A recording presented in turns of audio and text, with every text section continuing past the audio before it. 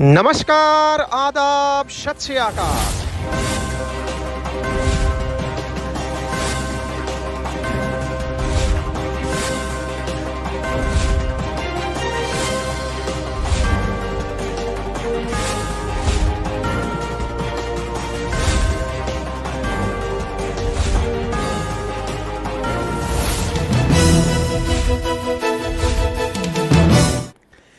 नमस्कार साथियों, स्वागत है आप सभी का अंकित इंस्पायर्स इंडिया पर। मैं हूं अंकित अवस्थी, आप हैं मेरे साथ में रियल न्यूज एंड एनालिसिस, जो कि बना है देश और दुनिया की तमाम खबरों को अपने साथ समेटे हुए।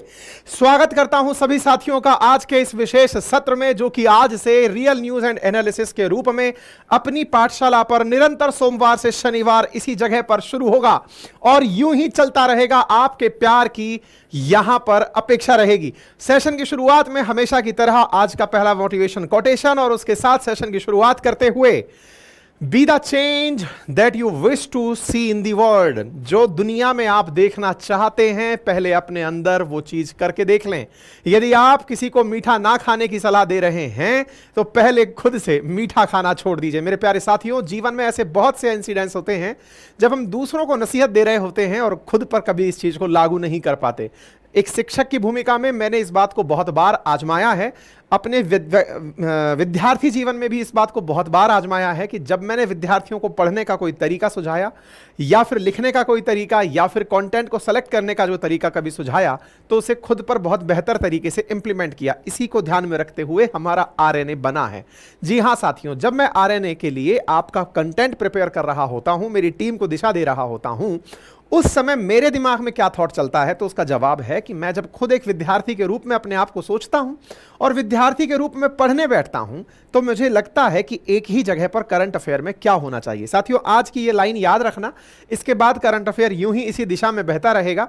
असल में करंट अफेयर्स है क्या? एक लाइन में अगर जवाब कहा जाए तो जो जानकारियां किताब में लिखना भूल गए थे, अब उन्हें रोजाना अपडेट किया जा रहा है। उदाहरण के लिए, किताबें साल में एक बार छपती हैं, एक ही बार बनकर निकलती हैं, लेकिन उनको अपडेट होने के लिए साल भर के अंदर बहुत सी जानकारियां मिल जाती हैं। उदाहरण के लिए, इंडियन पॉलिटी का कोई भी चैप्टर अगर पहले लिख दिया गया है और उसके बाद संसद ने कोई संविधान संशोधन कर दिया या कोई आर्टिकल डिलीट कर दिया या कोई नया अध्यादेश या कोई विधि कोई पास कर दिया, ऐसी स्थिति में वो जानकारी भी अब आने वाले समय में तो किताब में छपेगी, लेकिन इस पूरी साल वो बिना किताब के मार्केट में तैरती रहेगी। मार्केट में तैरने वाली इन्हीं खबरों को करंट अफेयर्स कहा जाता है। अब हम आपको अपने सेशंस के माध्यम से यह बताने का प्रयास करते हैं कि साल भर की वो कौन सी खबरें हैं। भाई, अगर मैं 5 टाइटल पर डे करता हूं, 6 दिन के अंदर सेशन करता हूं, तो 30 टाइटल एक वीक के अंदर होते हैं। इसी तरह से एक महीने के अंदर 120 टाइटल होते हैं। पूरे महीने के अंदर कम से कम 1,500 टाइटल होते हैं। 1,500 में से अगर कोई व्यक्ति इन 500 टाइटल्स को भी, यानी उसमें से 1/3 कर दे और उन 1/3 को भी बार बार घोट ले, तो ये मानकर चलिए कि जो फैक्चुअल डेटा फिक्स था पहले से और जो अब ऐड हुआ, इन दोनों को मिलाकर के ही आपके एग्जामिनेशंस में आपको चीजें दिखाई पड़ती हैं। बस उन्हीं अनुभवों को मैं आपके साथ आज के सेशन में साझा कर रहा हूं। आज के सेशन में जहां पहला सवाल इंटरनेशनल रिलेशन पर है, दूसरा सवाल world economy and international relation पर है, ठीक इसी प्रकार से थर्ड सवाल भी इकोनॉमी के ऊपर है, डब्ल्यूटीओ से रिलेटेड है। चौथे सवाल के अंदर और पांचवें सवाल के अंदर, चौथे में इंडियन डिफेंस की बात की गई है और पांचवें सवाल के अंदर हमने मार्केट की बात की है, शेयर मार्केट की बात की है। तो चलिए शुरुआत करते हैं। आपसे गुजारिश है कि चैनल को ज्यादा से ज्यादा साथियों के साथ साझा करें। और हां, एक इंटरेस्टिंग बात तो बताना भूल ही गया, मेरे प्यारे साथियों, हमारी अपनी वेबसाइट लाइव हो चुकी है। आज आपको उसका कमेंट बॉक्स में लिंक मिलने जा रहा है। नाम है हमारी वेबसाइट का अपनी पाठशाला.com।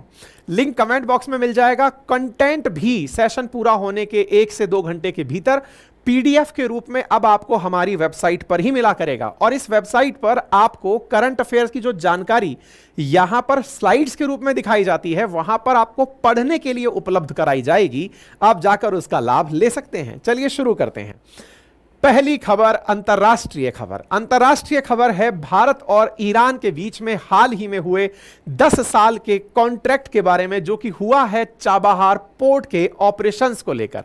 साथियों, इंडिया ने इन दिनों एक जबरदस्त कारनामा कर दिया है। यह कारनामा कुछ ऐसा है कि भारत ने अमेरिका को धता बताते हुए पहले तो रूस से साथ तेल खरीदा, रूस को अपने वेपन बेचे और रूस का अमेरिका का दूसरा सबसे बड़ा जो दुश्मन है दैट इज ईरान, उस ईरान को अब हमने अपनी तरफ से 10 साल का कॉन्ट्रैक्ट दे दिया है। परिणाम यह निकला कि अमेरिका ने हमें धमका दिया है, कहा है कि आपको सैंक्शंस का भी सामना करना पड़ सकता है। तो आज के सेशन में आप ये जानने वाले हैं कि अल्टीमेटली ईरान के साथ होने वाला हमारा प्यार हमें किस प्रकार के सैंक्शंस की तरफ मोटिवेट कर सकता है, किस तरह के सैंक्शंस को हमें सोचना चाहिए। आज के सेशन में विस्तार पूर्वक चर्चा करेंगे। यह सेशन क्यों खास है तो मैं आपको यहां बता दूं कि जो भी विद्यार्थी यूपीएससी या यूपीएससी द्वारा ली जाने वाली परीक्षाएं या स्टेट पीसीएस की तैयारी कर रहे हैं, वो अपने सिलेबस में इन विषयों को अंतर्राष्ट्रीय स्तर के समाचारों में साझा कर सकते हैं। डिप्लोमेसी अपने आप में ही बहुत महत्वपूर्ण विषय है। इसी विषय को साझा करते हुए हम आगे बढ़ते हैं। आप सभी को यह तो मालूम है कि दुनिया में अमेरिका के द्वारा लगभग 80 देशों में 150 ऐसे ठिकाने बना करके दुनिया को कंट्रोल किया जाता है, जिससे अमेरिकी वर्चस्व बरकरार रहता है। अमेरिकी वर्चस्व को बरकरार रखते समय उसे दुनिया के और देशों से चैलेंज मिलता है और उसी चैलेंज का नाम है डॉक्टर जयशंकर। इन्होंने अमेरिकी कूटनीति को जो इन पिछले 5 सालों में चैलेंज दिया है वो देखने दिखाने लायक है। फिर चाहे रूस और अमेरिका का आमना सामना कराना हो तेल के मुद्दे पर, रशिया यूक्रेन कॉन्फ्लिक्ट के समय पर, या फिर अपने लिए विशेष तरीके से स्वागत सम्मान प्राप्त करना हो पुतिन के सामने, और तो और जिस ईरान ने हाल ही के समय पर अमेरिका को आंखें दिखाई थी। आपको यदि याद हो तो इजराइल और ईरान का जब कॉन्फ्लिक्ट शुरू हुआ तो इजराइल ईरान की चाहे जो भी रही हो, लेकिन ईरान ने अमेरिका की एक ना सुनी। अगर आपको ध्यान हो तो अमेरिका ने ईरान से कहा था कि आप इजराइल पर वेपन ना यूज करें, लेकिन ईरान ने इजराइल पर वेपन यूज करके अमेरिका की हेजिमोनी को सीधे सीधे चैलेंज कर दिया था। आप विचार कीजिए कि वो अमेरिका जो पर्शियन गल्फ में अपने ना जाने कितने बेस बनाकर ना जाने कितने पानी के जहाज लेकर खड़ा है, ईरान द्वारा इजराइल पर वेपन का प्रयोग भी किया गया और अमेरिका चुपचाप बैठकर देखता रहा। अमेरिकी वर्चस्व को मिला यह चुनौती जो ईरान ने दी, यह अमेरिका के घटते प्रभाव को समझने के लिए पर्याप्त है। और संभवतया इसी को देखते हुए इंडिया ने भी ईरान के साथ में 10 साल का कॉन्ट्रैक्ट चाबहार पोर्ट के ऑपरेशंस के लिए साइन कर लिया है। जी हां साथियों, the long term agreement was signed between Indian Port Global Limited and Port and Maritime Organization of Iran। और यहां पर जिस पर्टिकुलर पोर्ट के लिए हुआ है उसमें जो पोर्ट का टर्मिनल है उसका नाम है शहीद बेहिस्ती टर्मिनल, यानी कि चाबहार पोर्ट पर एक टर्मिनल जहां से जहाज आ जा सकेंगे।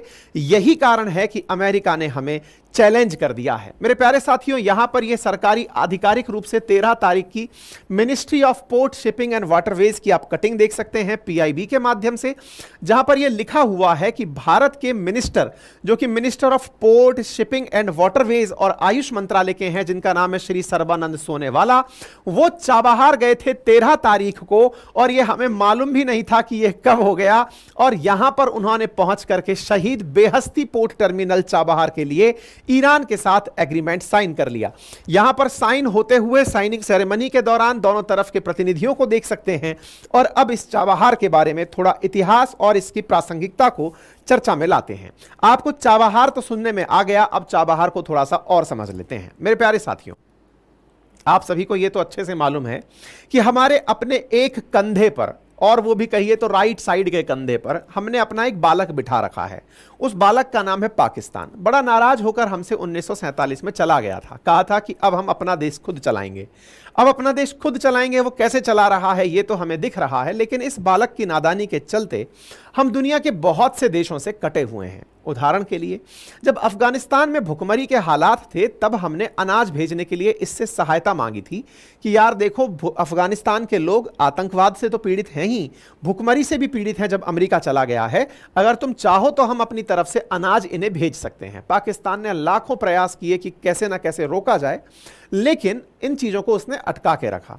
लेकिन भारत तो चाहता है कि भाई हमारे चाहे पाकिस्तान के साथ संबंध कैसे भी रहें, लेकिन अन्य पड़ोसियों से तो संबंध मजबूत रहने चाहिए। इसी क्रम में हमने अफगानिस्तान से रिश्ते बरकरार रखने के लिए वर्ष 2002 में पहली बार प्रयास किया। अफगानिस्तान से प्रयास नहीं किया था कि व्यवहार कैसे रखना है।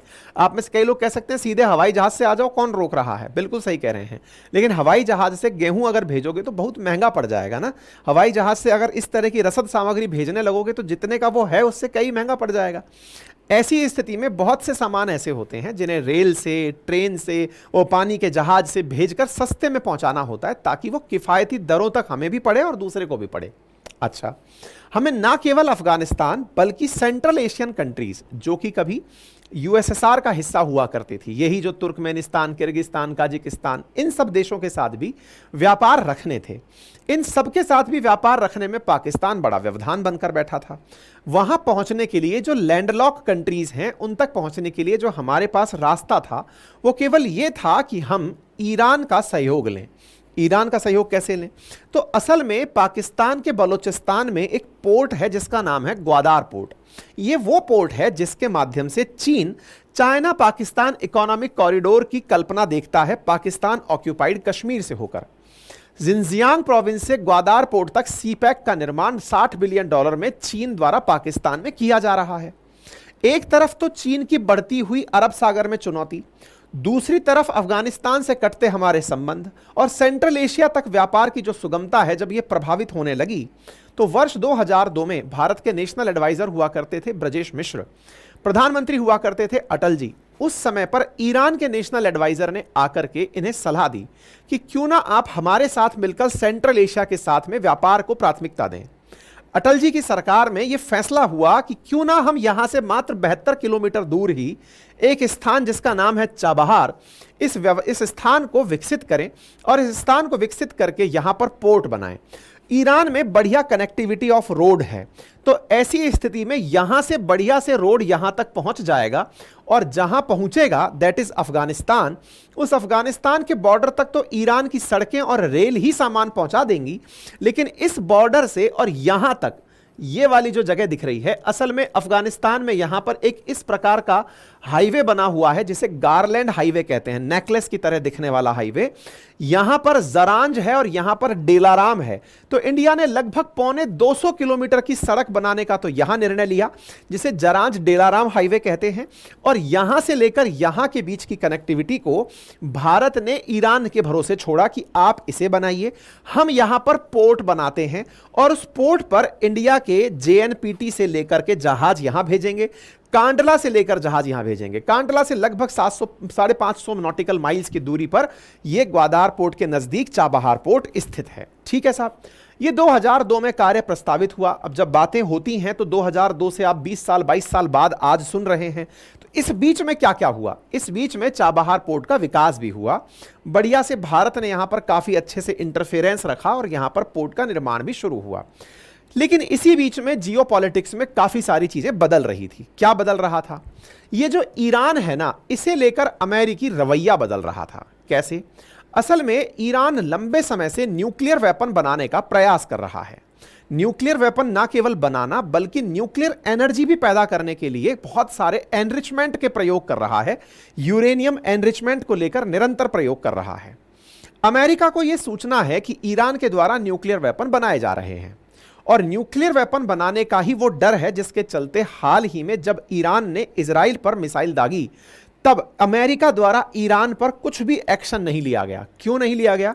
क्योंकि उसे डर है कि संभवतः ईरान ने अब तक अपना न्यूक्लियर वेपन बना ही लिया है। खैर, ईरान पर इसी डर के चलते अमेरिकी प्रशासन ओबामा के कार्यकाल में ईरान के नजदीक आए और इन्होंने एक प्लान रखा ईरान के साथ कि हमें डर है कि आप न्यूक्लियर वेपन बना रहे हैं, आपके द्वारा न्यूक्लियर एक्टिविटी की साइट्स भी आए दिन दिखाई पड़ती हैं। ऐसी स्थिति में अमेरिका ने ईरान के साथ joint comprehensive plan of action, जिसे कहा जाता है JCPOA, यह तैयार किया और ईरान के साथ एग्रीमेंट साइन किया। एग्रीमेंट साइन करते समय ये जो एग्रीमेंट है JCPOA के नाम से, इस एग्रीमेंट को P5 यानी परमानेंट 5 मेंबर्स जो कि यूनाइटेड नेशंस के स्थायी सदस्य हैं, जो कि वर्ल्ड वॉर 2 के भी विजेता हैं, जिसमें से चीन इकलौता ऐसा देश है जिसे आप समझ नहीं पाते, बाकी यूके, फ्रांस, अमेरिका और यूएसएसआर जो कि अब रशिया के द्वारा प्रतिनिधित्व किया जाता है, इन 5 परमानेंट मेंबर प्लस वन यहां पर जर्मनी था। इन 6 देशों ने ईरान के साथ जॉर्ज डब्ल्यू बुश के बाद बाइडेन के शासनकाल में JCPOA एग्रीमेंट किया, जिससे इनको कहा कि ईरान वालों, आप अपने न्यूक्लियर प्रोग्राम को जारी रखो, बस बम मत बनाना, न्यूक्लियर एनर्जी बनाते रहना। हम आपको एग्रीमेंट करते हैं कि आने वाले समय में हम आपको एनरिच्ड यूरेनियम, अब ये एनरिच्ड यूरेनियम क्या होता है? असल में जब यूरेनियम को खान से निकाला जाता है, माइन से निकाला जाता है, तो वो पिच ब्लेंड के रूप में, अयस्क के रूप में प्राप्त होता है। यूरेनियम 92-235 ये इसका वो समस्थानिक है, आइसोटॉप है, जो न्यूक्लियर बॉम्ब में इस्तेमाल किया जाता है। न्यूक्लियर बॉम्ब के अंदर इस्तेमाल होने वाला 235 खदान से नहीं निकलता, या ये कहिए कि उस पिच ब्लेंड में 1% से भी कम मात्रा होती है उस यूरेनियम की, जो कि न्यूक्लियर बॉम्ब के अंदर काम आता है।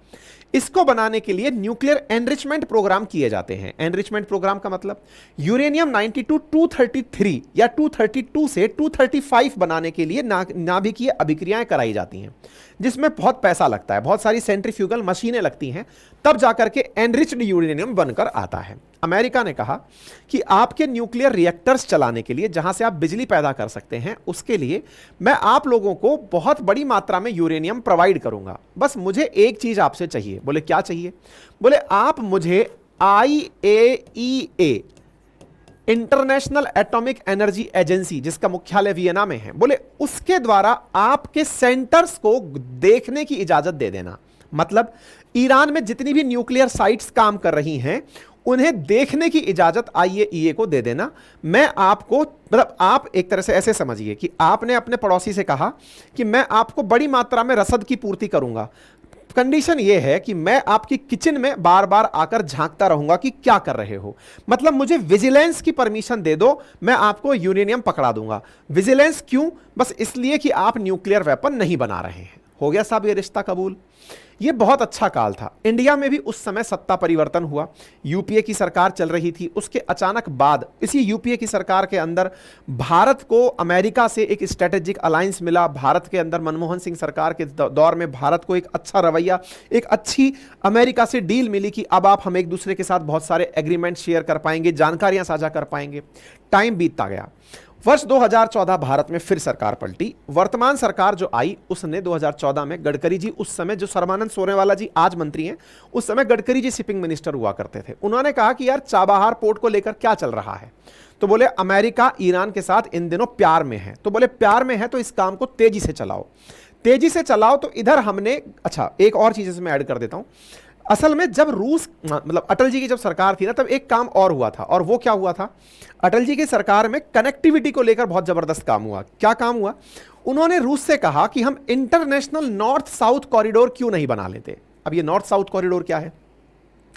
2002 में जहां सेंट्रल एशिया तक चाबहार पोर्ट से हम सामान पहुंचाने की बात कर रहे थे, जो कल्पना थी, इंटरनेशनल नॉर्थ साउथ कॉरिडोर भी उसी का एक बढ़ा हुआ पार्ट था। अटल जी ने उस समय पर यह सजेस्ट किया रशिया ईरान को कि अगर हम लोग इस रास्ते व्यापार करने लग गए, कहां से? सेंट पीटर्सबर्ग और मॉस्को से होकर ईरान, मतलब कैस्पियन सी से होते हुए वाया ईरान और ओमान की खाड़ी होते हुए, अरब सागर होते हुए इंडिया तक अगर सामान लाने लग गए, तो ये जो इंटरनेशनल नॉर्थ साउथ कॉरिडोर बनकर आएगा, ये व्यापार के अंदर इतनी सुगमता ले आएगा कि जो सामान मॉस्को से या सेंट पीटर्सबर्ग से इंडिया आने में 50 से 60 दिन लेता है, वो 20 से 30 दिन में आ जाएगा।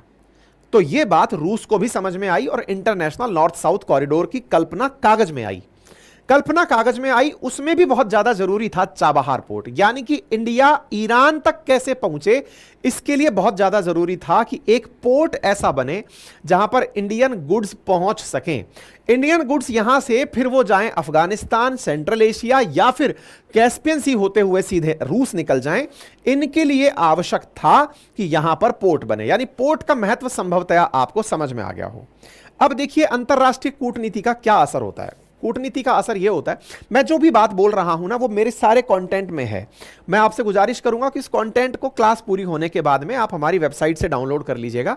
अभी फिलहाल के लिए सुनते चलिए, क्योंकि कंटेंट जब चल रहा होता है तो फिर मेरा फ्लो बीतता है। मैं अभी आपको बस कहानी सुना देता हूं, फिर कंटेंट भी चेक करा दूंगा, ठीक है। अब क्या हुआ, इधर अमेरिका और ईरान के बीच में प्यार मोहब्बत का काल चल रहा है, ओबामा का शासन चल रहा है। उधर ओबामा साहब जो हैं वो ये कहते हैं कि आप हमारे साथ में मित्र बन चुके हैं, ईरान के साथ में सारे सैंक्शंस हम हटा देंगे, ईरान के साथ दुनिया का कोई भी देश अगर व्यापार करता है तो कोई दिक्कत नहीं है। इंडिया ने इस दौर में बहुत तेजी दिखाई और चाबहार पोर्ट पर लगभग काम पूरा कर डाला।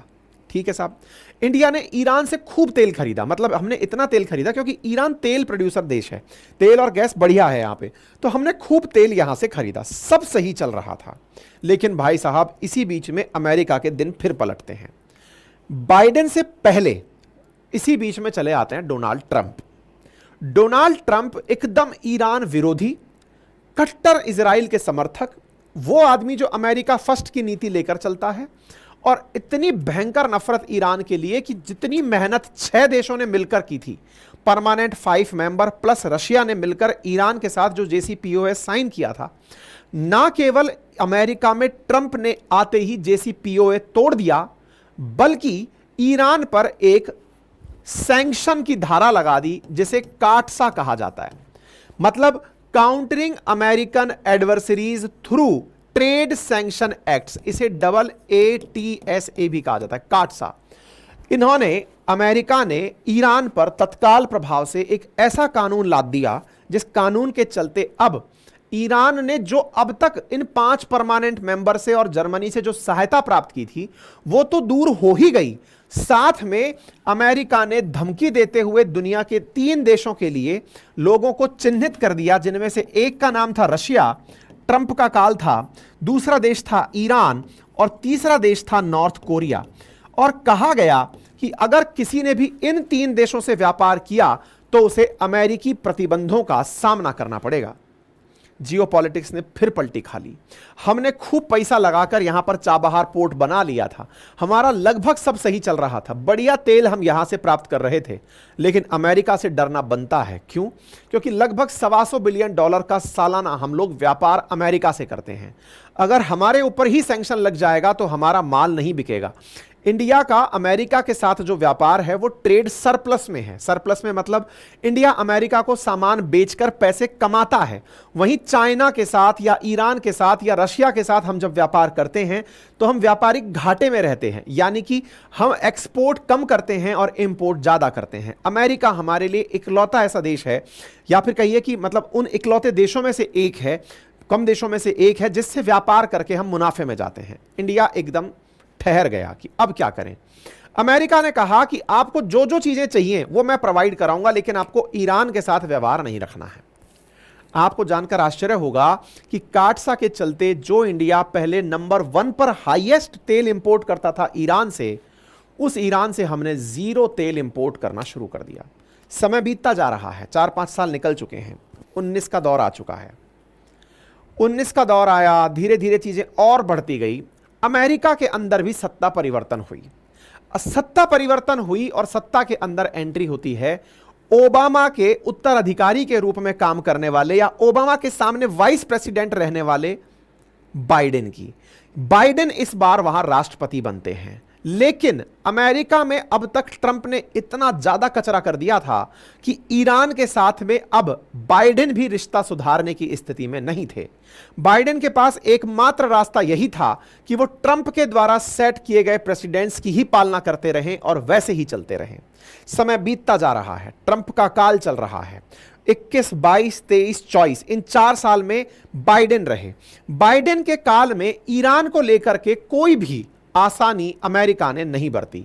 हम इस उम्मीद में थे कि जब ट्रंप जाएंगे तो इनके बाद में बाइडेन आएंगे जो कि ओबामा प्रशासन में काम कर चुके हैं, तो हो सकता है JCPOA फिर से हो और हमारा चाबहार शुरू हो जाए। लेकिन अमेरिकी प्रभाव के चलते भारत ने अपना बड़ा नुकसान उठाया। हम चुपचाप बैठकर देखते रहे। हम सोचते रहे कि चलिए एक से नुकसान नहीं होगा, एक का नुकसान भुगत लेंगे। अमेरिका ने अपनी तरफ से जो करना था वो किया। 19 के अंदर आया कोरोना, 20 के अंदर जिसका प्रभाव पड़ा, 21 में व्यापार के अंदर जिसका नुकसान दिखा, और अब अमेरिकी प्रतिबंधों से भारत भी जूझ रहा था। कोरोना खत्म ही हुआ कि 2022 में दुनिया ने रशिया यूक्रेन कन्फ्लिक्ट देख लिया। रशिया यूक्रेन कन्फ्लिक्ट देखा, जिसके चलते रहा सहा और मामला खराब हो गया, क्योंकि अब अमेरिका ने रूस से तेल खरीदने पर भी दुनिया पर प्रतिबंध लगा दिए। दुनिया पर लगे इन प्रतिबंधों का ही भारत ने भी पालन करने का सोचा, लेकिन फिर सोचा कि अगर एक बार तो हमने ईरान से तेल खरीदना बंद किया, रूस से भी व्यापार बंद कर देंगे, तो हम इतनी बड़ी आबादी को कैसे रखेंगे। काम आई भारत की कूटनीति। भारत के तरफ से अमेरिका के साथ टेबल पर बैठकर बात किया गया कि अगर आप लोग ऐसे ही करते रहे तो हम अपने 140 करोड़ लोगों को लेकर कहां जाएंगे। आप इधर रूस से तेल खरीदना बंद करवा दो, दुनिया के देश गल्फ के गिनती भर के देशों से खरीदेंगे, ईरान से हम खरीद नहीं सकते। तेल के दाम मांग और आपूर्ति के नियम में डिमांड बढ़ने और सप्लाई घटने के साथ आसमान में चले जाएंगे, फिर हम क्या करेंगे। भारत के द्वारा जब अपनी बात को दृढ़ता से रखा गया, दुनिया के अंदर लगभग 1/5 आबादी रखने वाला देश जब अपनी बात को लेकर अडिग रहा, तो अमेरिका को भी झुकना पड़ा और कहा कि आप रूस से तेल खरीद सकते हैं, कंडीशन है कि आप $60 प्रति बैरल से कम के दाम पर खरीदेंगे ताकि व्यापार प्रभावित ना हो। इंडिया ने जबरदस्त तरीके से तेल खरीदा। इंडिया ने जब तेल खरीदा तब इंडिया को धीरे धीरे रूस की ताकत भी समझ में आने लगी। रूस की ताकत यह थी कि रूस रशिया यूक्रेन कन्फ्लिक्ट में 800 से ज्यादा दिन से लगातार पश्चिमी देशों के सामने खड़े होकर के यूक्रेन को पटकनी दे रहा है। असल में यूक्रेन के नाम पर वेस्टर्न वर्ल्ड को पटकनी दे रहा है और दुनिया के देश उसे हिला नहीं पा रहे हैं। दुनिया में इस समय पर एक और शिफ्ट देखा गया। शिफ्ट यह था कि जिस ईरान को हमने छोड़ दिया था कि हम इससे तेल नहीं खरीदेंगे, उधर पहुंच जाता है चाइना। चाइना पहुंचता है ईरान के पास और $400 बिलियन की डील करता है। कहता है कि समझो जिंदगी भर तेल आप हमें बेचो, हम अमेरिका से डरने वाले नहीं हैं। जिस प्रकार से रूस से तेल खरीद करके भारत ने चीन के आगे बैठकर हमने पथ प्रदर्शक की भूमिका निभाई, इस बार चीन ने हमारे लिए पथ प्रदर्शक की भूमिका निभाई। चीन ने कहा कि मैं ईरान से तेल खरीद रहा हूं, अमेरिका को जो करना है हम पर कर लें। इंडिया को लगा कि यार हमने ईरान से तेल ना खरीद कर कुछ गलत किया है। आपको दिखा भी होगा, ईरान ने भारत को भी दिखाने के लिए कि देखो आप तेल नहीं खरीदे, हम पाकिस्तान के साथ बातचीत करेंगे, क्योंकि अल्टीमेटली आप हमारे साथ नहीं जाएंगे तो किसके साथ जाएंगे, आप हमारे साथ कुछ तो व्यवहार शुरू करिए। इधर चाइना मजबूती से ईरान के साथ खड़ा था, उधर रशिया ईरान के साथ मजबूती से खड़ा था, क्योंकि रशिया को जब ड्रोन की जरूरत पड़ी तो ईरान ने अपने कामिकाजे ड्रोन रूस को पकड़ाए थे। कामिकाजे ड्रोन जब रूस को पकड़ाए तो इंडिया को यह समझ में आ गया कि एक नया शिफ्ट बन रहा है जिसमें रूस, चाइना और ईरान एक साथ हैं।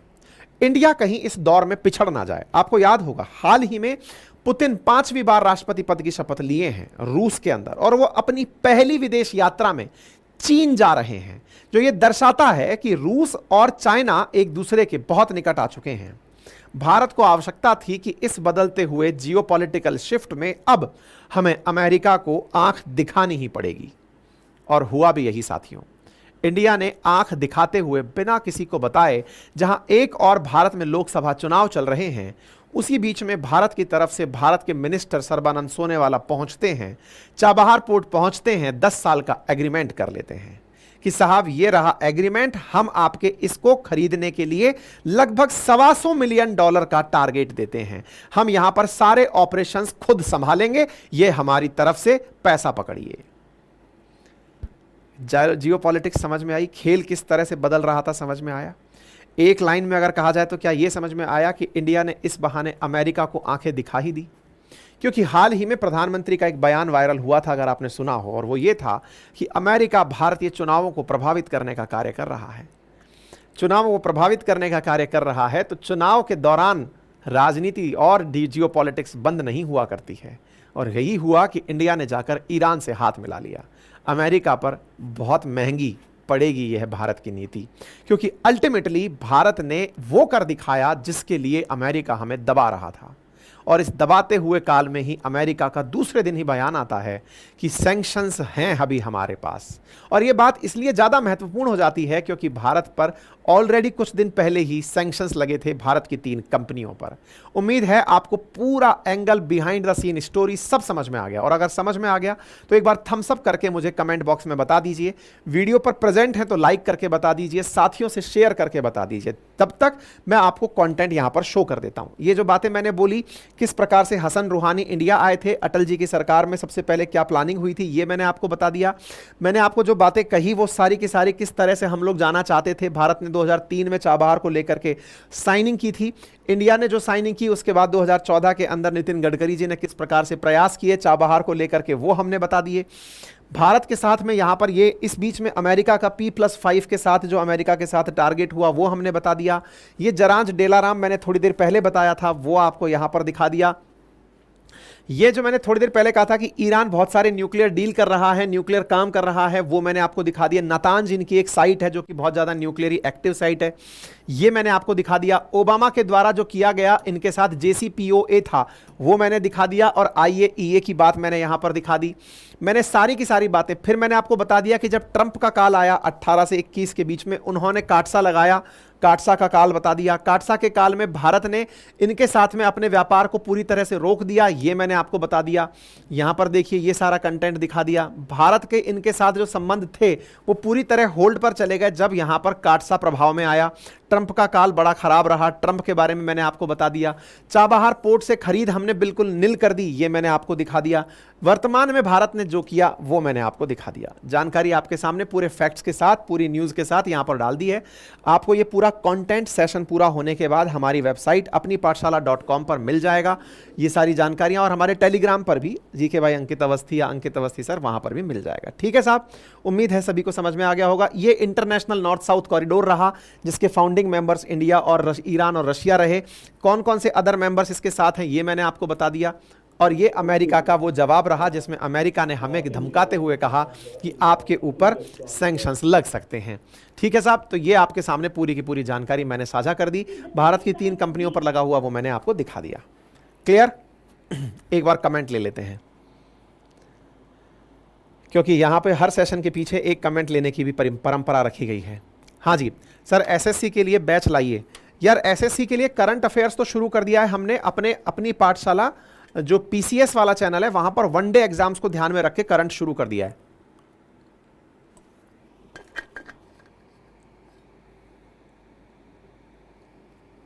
विपुल लिख रहे हैं कि सर बाइलैंग्वेल नहीं मिलेगा क्या कंटेंट? बाइलैंग्वेल है, वेबसाइट पर जब आप जाएंगे तो हिंदी में और इंग्लिश में दोनों में कंटेंट अवेलेबल है। सर एथिक्स की क्लास कब होगी? बेटा आज शाम 7 बजे एप्लीकेशन पर एथिक्स की क्लास होगी। और बताइए, वही पुराना अंदाज, मजा आ गया।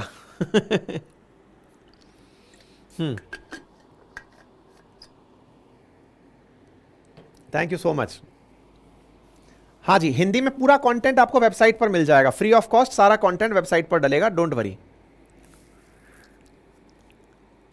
मजा आ गया।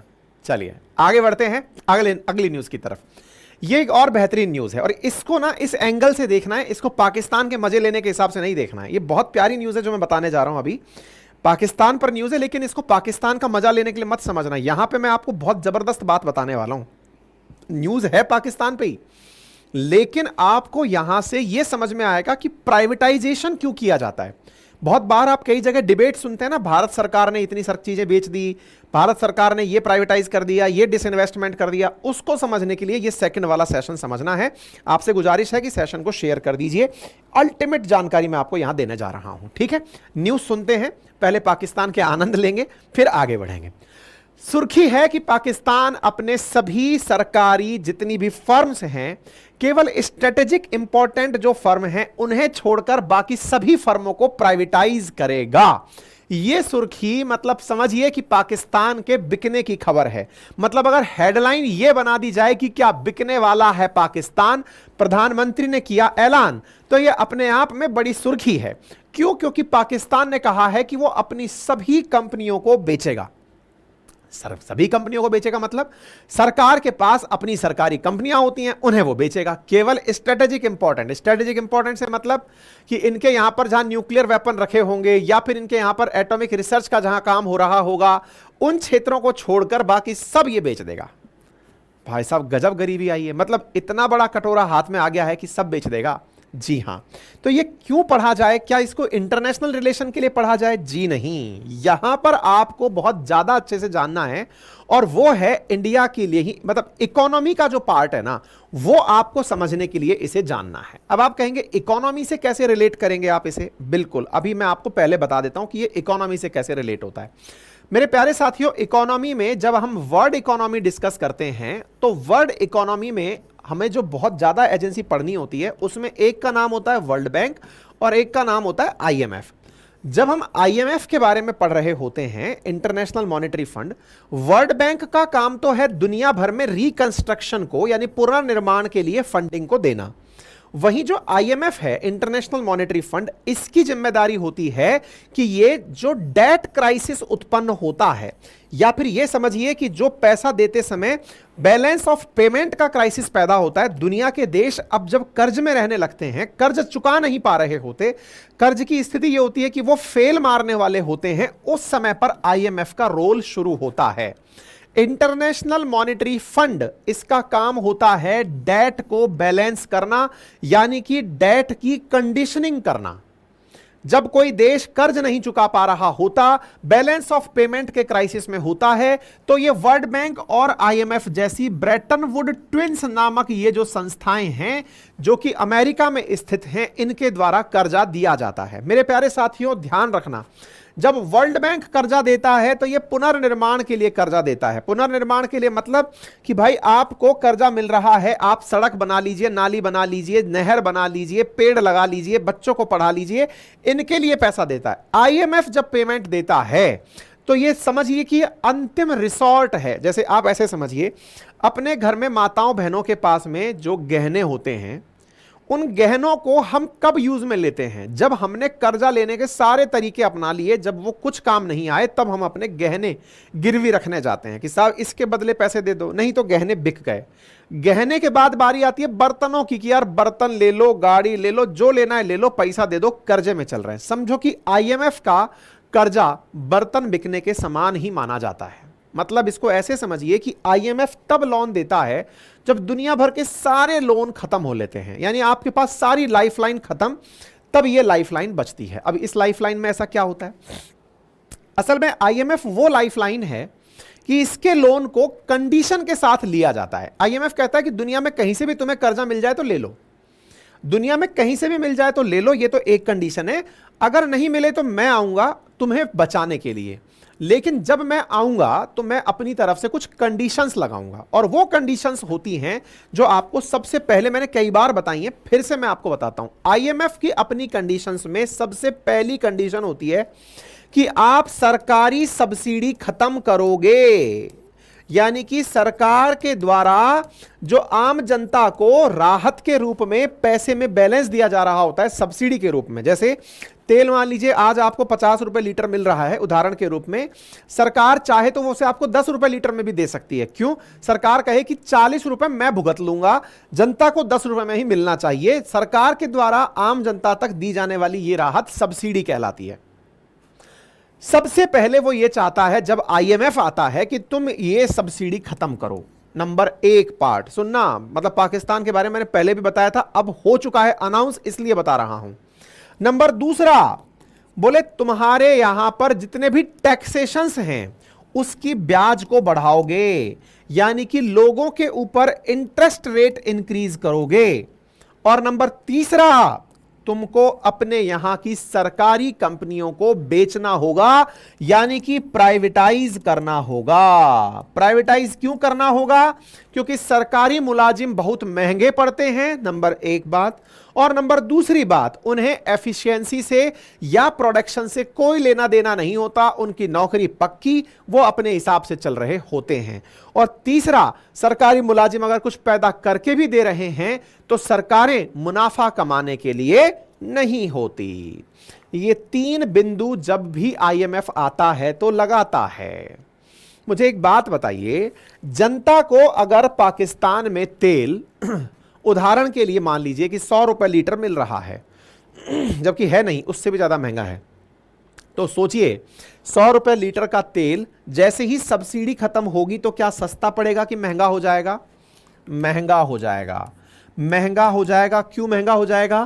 क्योंकि अल्टीमेटली आप क्या कह रहे हैं कि मैं सरकार की तरफ से अपना हाथ खींच रहा हूं, नंबर एक। दूसरा, टैक्स इंक्रीज करने पड़ेंगे। टैक्स इंक्रीज करने पड़ेंगे से मतलब अगर आदमी अभी तक 10% टैक्स दे रहा था तो बढ़ा दीजिए उसके टैक्स, चाहे डायरेक्ट टैक्स हो चाहे इनडायरेक्ट टैक्स हो। तो नंबर एक, उसकी सब्सिडी खत्म हुई तो उसको सामान महंगा मिलने लगा।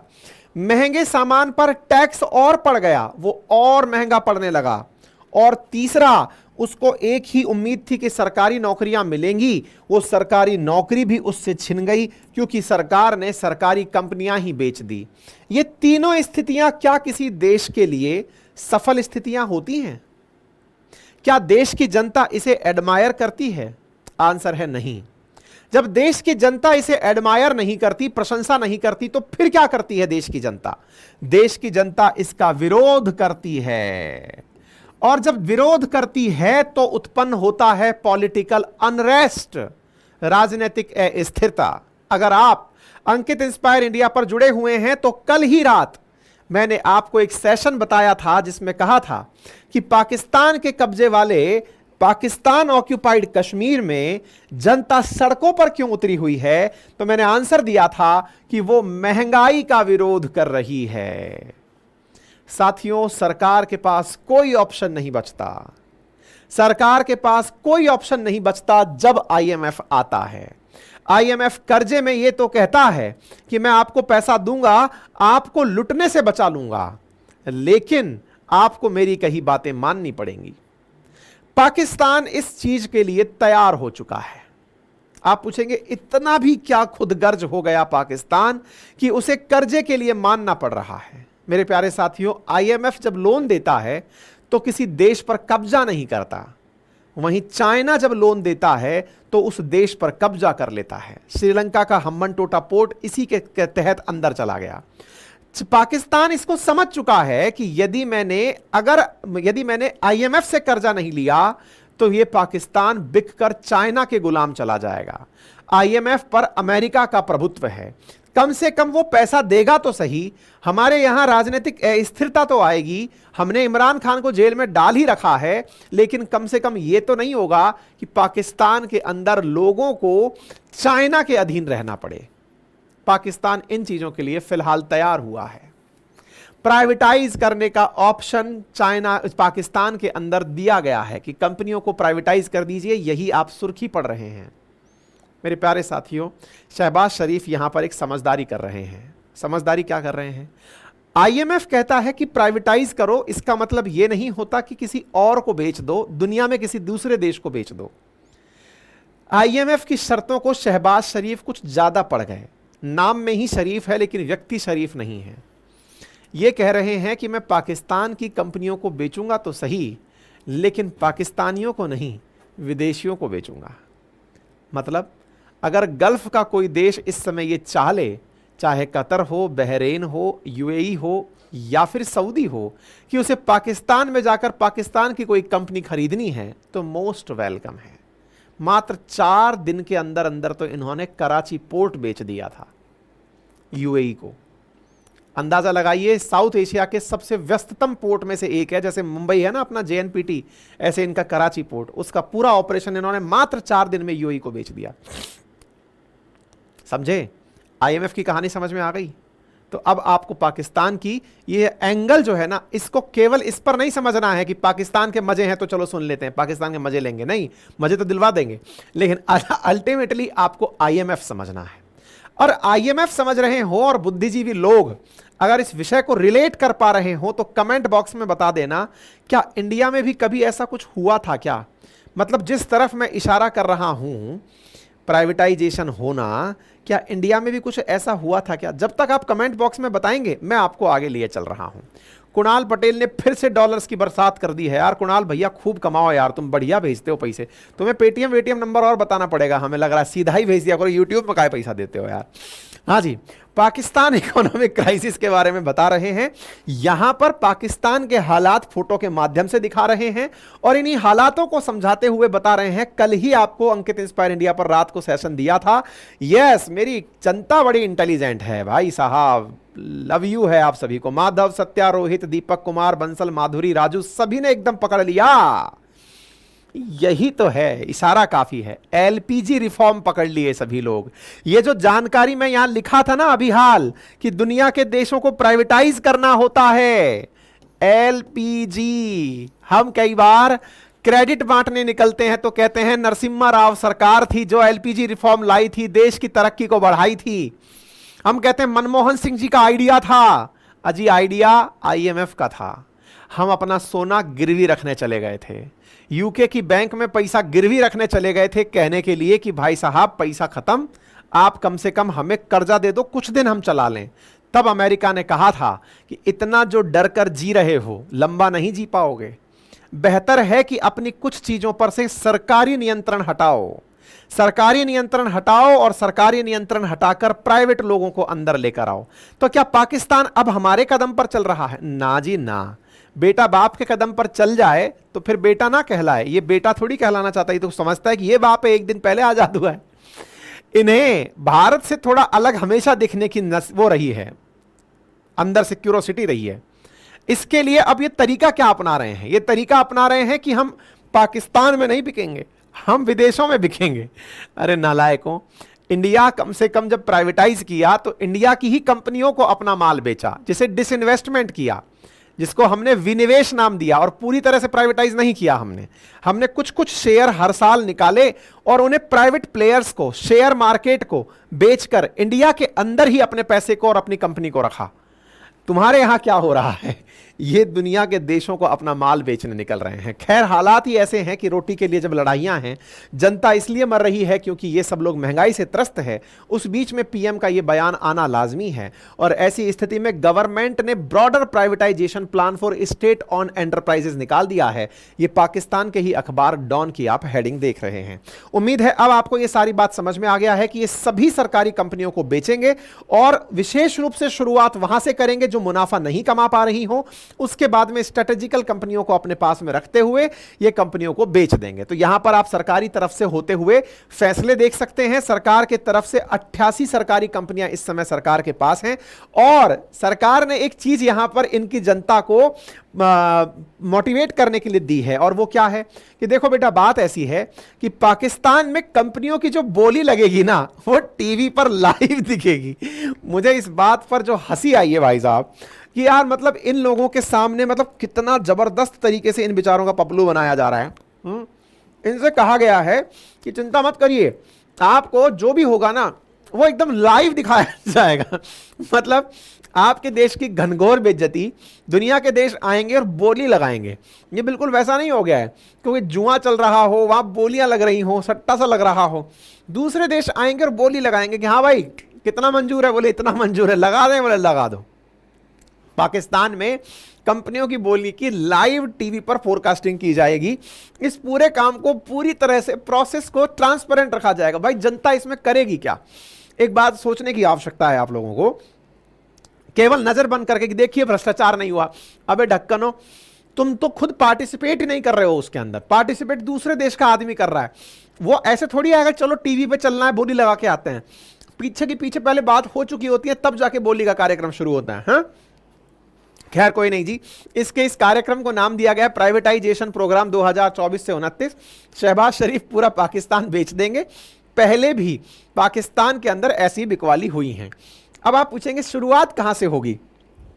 शुरुआत होगी हवाई जहाज से। जी हां साथियों, Pakistan international airline company limited को प्राइवेटाइज सबसे पहले किया जाएगा कि पाकिस्तानी एयरलाइंस किसी को लेनी है तो ले लो। अब आप पूछेंगे क्यों भाई, ऐसा क्यों हो रहा है?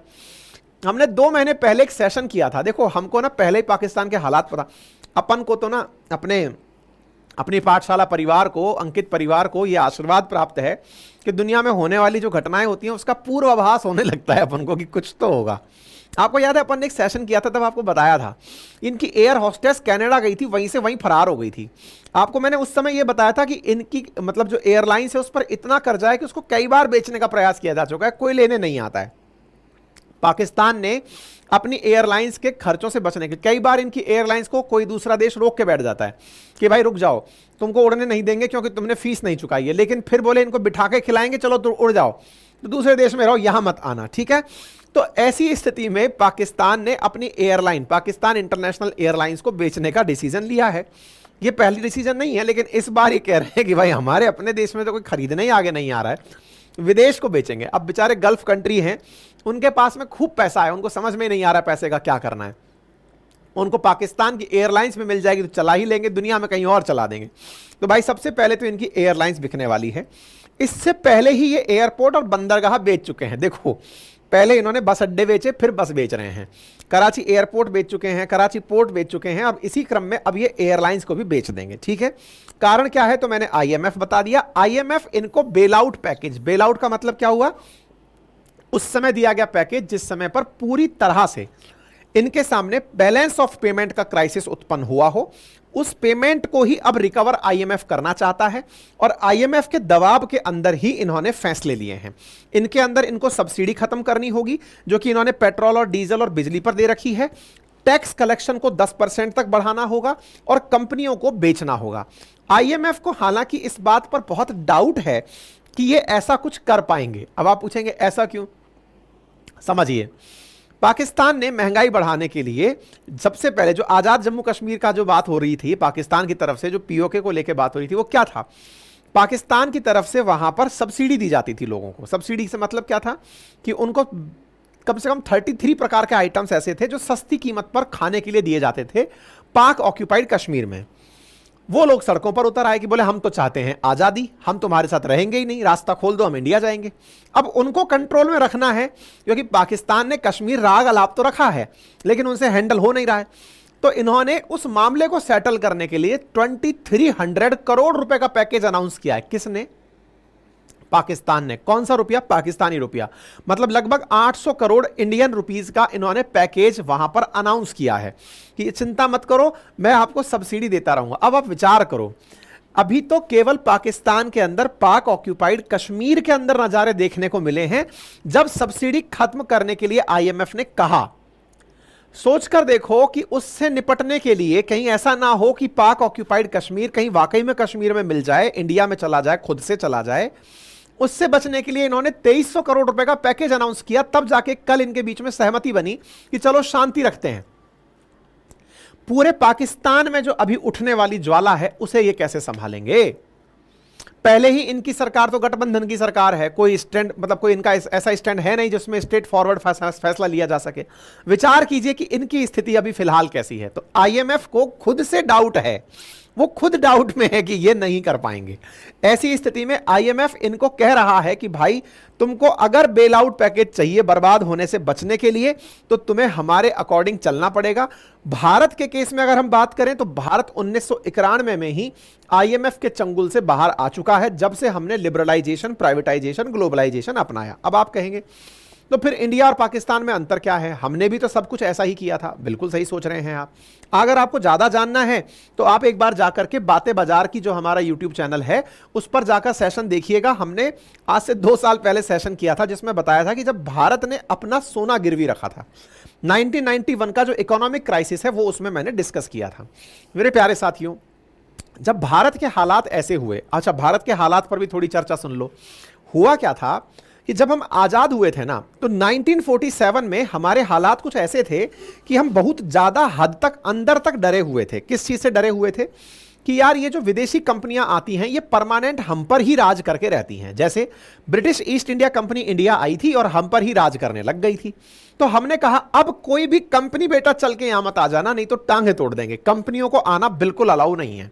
47 में हमने अपने गेट दरवाजे बंद कर लिए, जैसे नॉर्थ कोरिया ने आज बंद किए हुए हैं। हमको किसी को नहीं आने देना, हम क्लोज इकोनॉमी बन के रह लेंगे, हम अपना कपड़ा सिलेंगे, खुद पहनेंगे। गांधी जी कपड़ा पहनना सिखा गए हैं, चलो साहब कोई बात नहीं। लेकिन साहब दुनिया में किसी भी देश को अगर आगे बढ़ना है तो दुनिया से पैसा देश में आना जरूरी है। कोई देश का पैसा हमको दे ही नहीं। क्यों नहीं दे, बोले तुमको पैसा किस बात का दें ये बताओ। बोले सर हम लोग गरीबी में जी रहे हैं।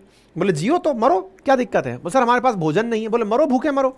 आपको मालूम है ना भूखे मरने की कहानी भी कभी सुनाएंगे, हरित क्रांति वाली कहानी भी, कि मतलब भूखमरी की स्थिति हमारी क्या बन गई थी, हमारे पास खाने के लिए अनाज नहीं। बोले मरो तुम आराम से, हम तुमको कोई सहायता नहीं देंगे। अमेरिका ने हमको सुअर को खिलाने वाला जो अनाज है वो दे दिया था कि खाओ जा करके, PL480 कहते हैं उसको।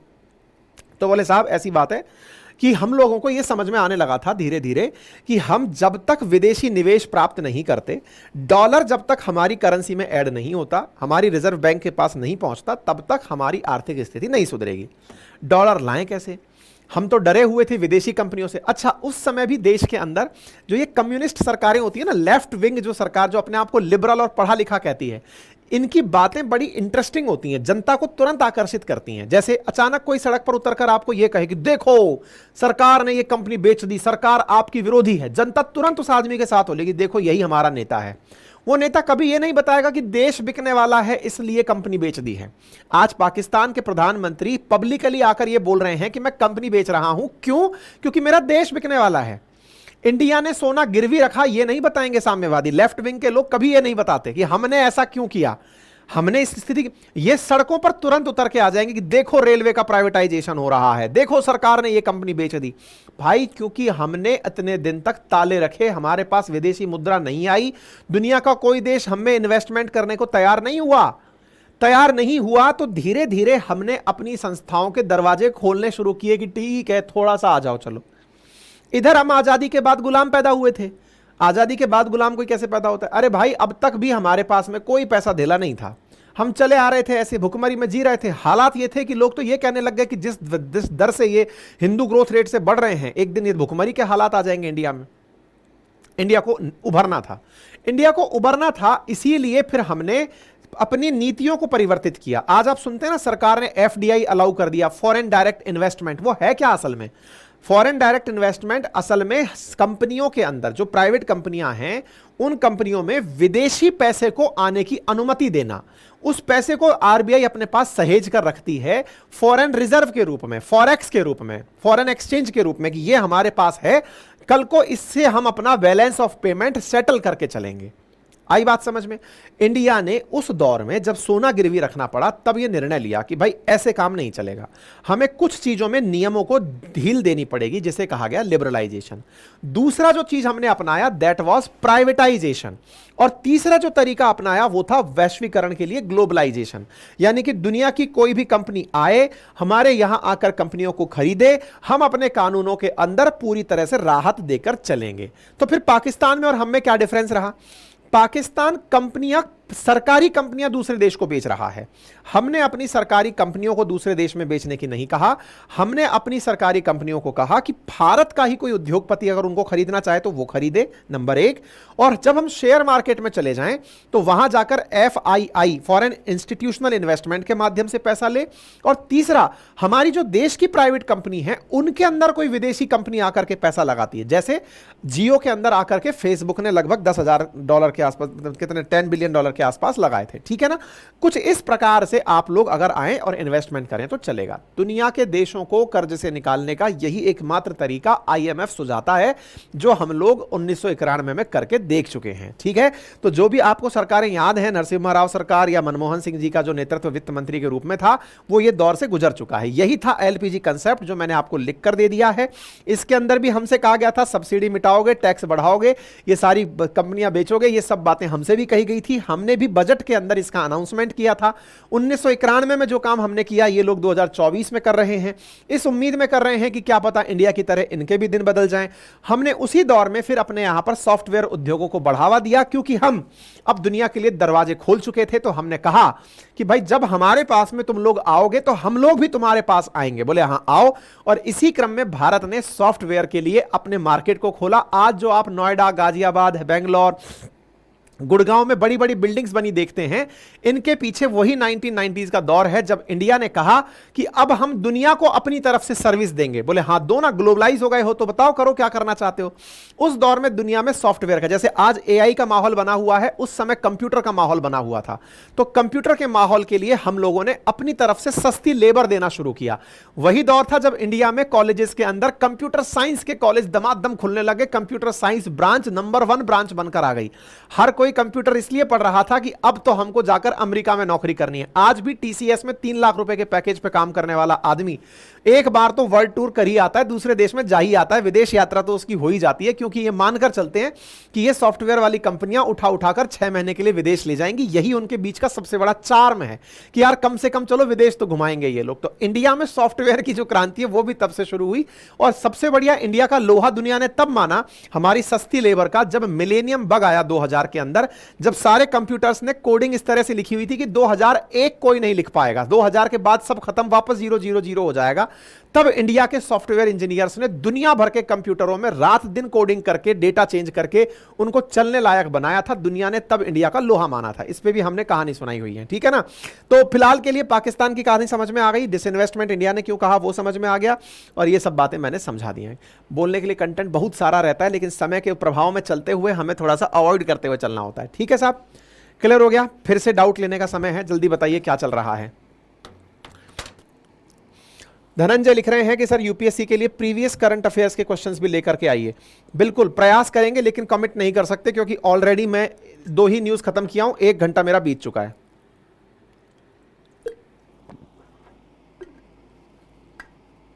रणवीर लिख रहे हैं कि पाकिस्तान को हमें खरीद लेना चाहिए। बिल्कुल खरीद लेना चाहिए। मुद्दा यह है कि ये लोग हमारे को नहीं बेचेंगे। अदरवाइज आप कहीं जाकर के गल्फ में कंपनी रजिस्टर करा लो और खरीद लो तो समझ में आ जाएगा। हाँ जी। सर वनडे स्टार्ट, बिल्कुल अंशुल भारद्वाज, वनडे एग्जाम के लिए जीएस स्टार्ट करी थी यूट्यूब पर। अंशुल, समय की अल्पता के चलते मैं वो काम नहीं कर पाया था इसके लिए, लेकिन हाँ अभी जो काम शुरू किया है हमने, इससे आपको बहुत सा लाभ होगा। जबरदस्त, प्लीज कंटिन्यू रखिएगा। बिल्कुल कंटिन्यू रखेंगे, डोंट वरी। और बताइए, हो गया? अमन, विवेक, काजल, सचिन, शिवा, ऋतिक, बहुत बढ़िया। चलिए अगले सवाल की तरफ बढ़ते हैं, अगला मुद्दा देखते हैं। मेरे प्यारे साथियों, तीसरा सबसे बड़ा जो आज का मुद्दा है वो क्या है? हमारे खिलाफ अमेरिका, ऑस्ट्रेलिया डब्ल्यूटीओ में शिकायत करने पहुंच गए हैं। डब्ल्यूटीओ में शिकायत किस बात की करने पहुंच गए हैं? ये शिकायत करने गए कि इंडिया शुगर केन पर सब्सिडी देता है। अच्छा देखो, दुनिया को समझने का अब एक एंगल तो क्रिएट हो गया होगा आप में अब तक कि दुनिया में सब्सिडी को लेकर के दुनिया के लोग बहुत लड़ाई लड़ते हैं कि जनता के लिए सरकार अगर कोई भी सहायता दे रही है। सब्सिडी क्या है? सब्सिडी का मतलब समझना कि अगर मुझे कोई सामान, मान लीजिए कि अगर मैं बाजार से बाजार मूल्य पर खरीदने कोई सामान गया, मान लो वो 100 रुपए किलो पड़ रहा था, मेरी पॉकेट अलाउ नहीं कर रही थी, सरकार ने कहा चिंता मत करो, आप 50 दे दो, 50 मैं अपनी जेब से दे दूंगा। वो जो 50 सरकार दे रही है वो सब्सिडी है, ठीक है ना। जैसे हमारे लिए जो हम जो पेस्टिसाइड्स डालते हैं या फर्टिलाइजर्स जो डालते हैं, उसमें सरकार के द्वारा अपनी तरफ से सहायता दी जाती है, उसे हम फर्टिलाइजर सब्सिडी के नाम से जानते हैं, ठीक है। दूसरी तरफ से भी सब्सिडी देती है कई बार सरकार। कैसे? आप माल बेचने निकले तो आपको पता चला कि हाँ भाई बताओ क्या भाव पड़ रहा है, तो मार्केट में एकदम बहुत सारी सप्लाई आ गई, डिमांड कम हो गई, पता चल रहा है कि आप जो सामान लाए थे वो 50 रुपए किलो ही बिक पा रहा है। सरकार कह रही है चिंता मत करो, आपने चूंकि पैदा करने में बहुत पैसा खर्च किया है, अब आपको इस पैसे से कुछ राहत मिले, इसके लिए काम करता हूं कि 50 रुपए किलो मार्केट खरीद रहा है, मैं आपके सामान को 100 रुपए किलो खरीदूंगी, कम से कम मार्केट प्राइस से ऊपर खरीदूंगी, ताकि इस एक्स्ट्रा 50 रुपए को मैं आपकी मदद के लिए दे सकूं। तो हमारे यहां सब्सिडी 2 तरह से दी गई, पहला वस्तु देते समय सब्सिडी और दूसरा खरीद करते समय सब्सिडी। तो भारत पर जब इसने, अमेरिका ने और ऑस्ट्रेलिया ने आरोप लगाया है कि हम डब्ल्यूटीओ के नॉर्म्स का उल्लंघन करते हैं। अब ये डब्ल्यूटीओ के नॉर्म्स क्या हैं, आसान भाषा में समझते हैं। देखिए पहले डब्ल्यूटीओ क्या है ये समझते हैं। दुनिया में जब सेकेंड वर्ल्ड वॉर खत्म हुआ था तो दुनिया को कुछ बहुत बड़े बड़े इंस्टीट्यूशंस मिले थे। कौन से मिले थे? एक इंस्टीट्यूशन मिला था जिसको आप यूनाइटेड नेशन के नाम से जानते हैं, दूसरा इंस्टीट्यूशन मिला जिसे वर्ल्ड बैंक और आईएमएफ के नाम से जानते हैं, तीसरा इंस्टीट्यूशन मिला था जिसे हम जीएटीटी के नाम से जानते हैं, general agreement on trade and tariff के नाम से जानते हैं, जीएटीटी के नाम से जानते हैं। तो जीएटीटी के नाम से हमें तीसरा जो वो मिला था, समूह मिला था जीएटीटी। ये जीएटीटी दुनिया भर में व्यापार को कंसोलिडेट करने का, कि दुनिया के देश एक दूसरे के साथ व्यापार करें तो कोई बाधा ना हो। इसी जीएटीटी को 1995 में मराकेश समझौते के बाद में बदल दिया गया डब्ल्यूटीओ के अंदर, यानी वर्ल्ड ट्रेड ऑर्गेनाइजेशन के अंदर। आज यही वर्ल्ड ट्रेड ऑर्गेनाइजेशन इंडिया में एग्जिस्ट करता है, इंडिया में नहीं मतलब जिनेवा में एग्जिस्ट करता है, और दुनिया के देश व्यापार करने के लिए इसके साथ चलते हैं। अब यह करता क्या है डब्ल्यूटीओ?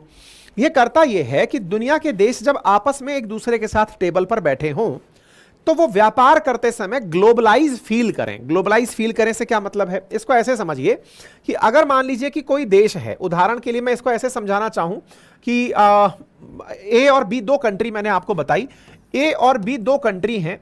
ए कंट्री के पास में बड़ी संख्या में, मतलब बहुत बड़ी मात्रा के अंदर गेहूं पैदा होता है, वीट पैदा होता है, और दूसरा देश है जिसके पास बड़ी मात्रा में कंप्यूटर पैदा होता है, यानी कि कंप्यूटर बनाते हैं, पैदा खेत से तो होता नहीं है, बनाते हैं। एक के पास गेहूं है और एक के पास कंप्यूटर है। अब दोनों को एक दूसरे की जरूरत है। जिसने कंप्यूटर बना लिए उसे गेहूं खाने के लिए चाहिए, जिसने गेहूं से पैसा कमा लिया उसे कंप्यूटर चलाने के लिए चाहिए। दोनों को एक दूसरे के साथ व्यापार करना है। अब ये दोनों देश अलग अलग हैं। ए देश बी देश को गेहूं बेचना चाहता है तो उसे लगता है कि गेहूं ज्यादा जरूरी है, जब तक खाएगा नहीं तो मर जाएगा। अब गेहूं ज्यादा जरूरी है ये तो समझ में आता है, लेकिन अगर मैं आपसे ये पूछ लूं कि आपके शरीर में सबसे महत्वपूर्ण अंग कौन सा है, तो आप क्या जवाब दीजिएगा? आपके शरीर में कान ज्यादा महत्वपूर्ण है, आंख ज्यादा महत्वपूर्ण है, पैर ज्यादा महत्वपूर्ण है? क्या आप प्रेफरेंस दे सकते हैं क्या शरीर में क्या ज्यादा महत्वपूर्ण है? ऐसे ही इंसान के जीवन यापन में महत्वता स्थापित नहीं की जा सकती कि अनाज सस्ता है इसलिए कम महत्व का है, कंप्यूटर महंगा है इसलिए ज्यादा महत्व का है। नहीं, जो जिस चीज में काम आएगा वो उस चीज में काम आएगा। ठीक है साहब। ऐसी स्थिति में अब जो हमारा वीट था, वीट अगर किसी दूसरे देश को भेजना है तो हमको क्या लगता है ना कि इससे बढ़िया पैसा कमाओ। बढ़िया पैसा कैसे कमाओ? हम इसको बेचने निकले तो इसने खरीदने के नाम पर हमें पैसा पेमेंट किया, वो पैसा हमारे पास आ गया। दूसरा देश सोचता है कि बेटा तुम हमारे यहां पर सामान बेचकर पैसे कमा रहे हो, तो तुम जो कमा रहे हो उस पैसे से भी हम कुछ तो कमाएंगे, कुछ कमाएंगे। इसके लिए ये देश अपने बॉर्डर पर एक ड्यूटी लगा देता है जिसे हम कहते हैं कस्टम ड्यूटी, एक्साइज ड्यूटी। ये कुछ ऐसी ड्यूटीज लगा दी जाती हैं जिनकी वजह से हमारे पास में आने वाला, यानी बी देश को बेचने वाला जो सामान है उससे होने वाली कमाई को ये देश थोड़ा अपने लिए भी पैसे के रूप में बचा सके कि यार इतना पैसा ले जा रहे हो हमसे कमा के, कुछ हमको टोल टैक्स जैसा तो देके जाओ। चलो हो गया। अब साहब अचानक एक दूसरे देश की एंट्री हो जाती है जिसका नाम सी है। वो सी नाम का देश भी गेहूं पैदा करता है। अब भाई साहब पूरा की पूरा रायता फैल गया। कैसे? ए देश भी गेहूं बेचता है, सी देश भी गेहूं बेचता है, और दोनों को ही बी को गेहूं बेचने हैं। ए जब बी को गेहूं बेचता है तो बेचते समय दिक्कत यह थी कि वो आराम से पैदा हुआ और यहां बेचने चला गया। अब यहां पर बी नामक देश को दो लोग बेचने के लिए मिल रहे हैं। ए है वो गेहूं बेच रहा है 20 रुपए किलो, और जो सी है ये बेच रहा है 15 रुपए किलो। अब मुझे ये बताओ कि बी किससे गेहूं खरीदेगा? बट ऑब्वियस सी बात है कि वो सी से गेहूं खरीदेगा क्योंकि सस्ता पड़ रहा है। लेकिन भाई साहब मैंने तो पैदावार कर ली थी इस तरह से कि मैं आपको बेच के पैसे कमाऊंगा, मेरा तो पूरा की पूरा मामला फेल हो गया। अब क्या करूं? आपके इस फेल हुए मामले से निपटने के लिए ही ए ने एक चालाकी चली। क्या चालाकी चली? उसने अपने किसानों से कहा कि एक काम करो, तुम लोग इस गेहूं को कम दामों में ही मुझे बेचो और उसके बदले में मैं तुम्हें खूब पैसा दूंगा, चिंता मत करो। उल्टा कर लो, गेहूं जो 20 रुपए किलो था इसकी सरकार ने जानबूझकर इसे 10 रुपए किलो कर दिया कि लो मैं 10 रुपए किलो बेचूंगा। घाटा उठा लिया। घाटा क्या किसान उठा पाएगा? क्या नहीं। तो फिर किसान को अपनी जेब से पैसा दे दिया कि ये पकड़ो पैसा, मैं दुनिया को 10 रुपए किलो बेचूंगा ताकि दुनिया में कोई और दूसरा प्लेयर ना बन पाए। घाटा अपनी जेब से उठा लिया, दैट मींस सब्सिडी खुद की जेब से दे दी। और करके क्या किया? बी को व्यापार में चैलेंज कर दिया सी से कि ले बेटे हटा, अपन बेचेंगे माल। अब आप सोचकर देखिए कि मेरे पास खूब सारा पैसा हो तो क्या मैं पूरी दुनिया के मार्केट को तहस नहस नहीं कर दूंगा? कर सकता हूं। और इसी चीज को रोकने के लिए WTO बनाया गया था। WTO ने कहा कि किसानों की सहायता करना किसी देश की मजबूरी हो सकता है। इसके लिए 2 क्राइटेरिया बनाए गए एग्रीमेंट ऑन एग्रीकल्चर पर। कौन कौन से?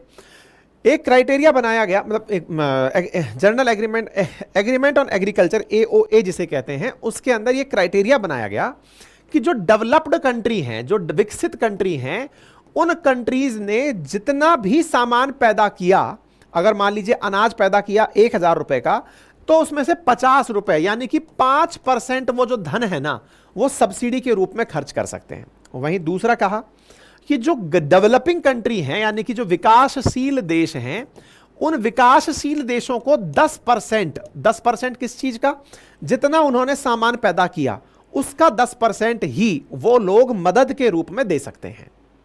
बात समझ में आई? यानी कि आप अपनी मर्जी से पूरा की पूरा अकाउंट लुटा करके दूसरे देश के व्यापार को अगर कब्जे में कर लिए तो दुनिया तो बर्बाद हो जाएगी। इससे बचने के लिए ऑप्शन दिया गया डेवलप्ड कंट्रीज को 5% का और डेवलपिंग कंट्रीज को 10% का।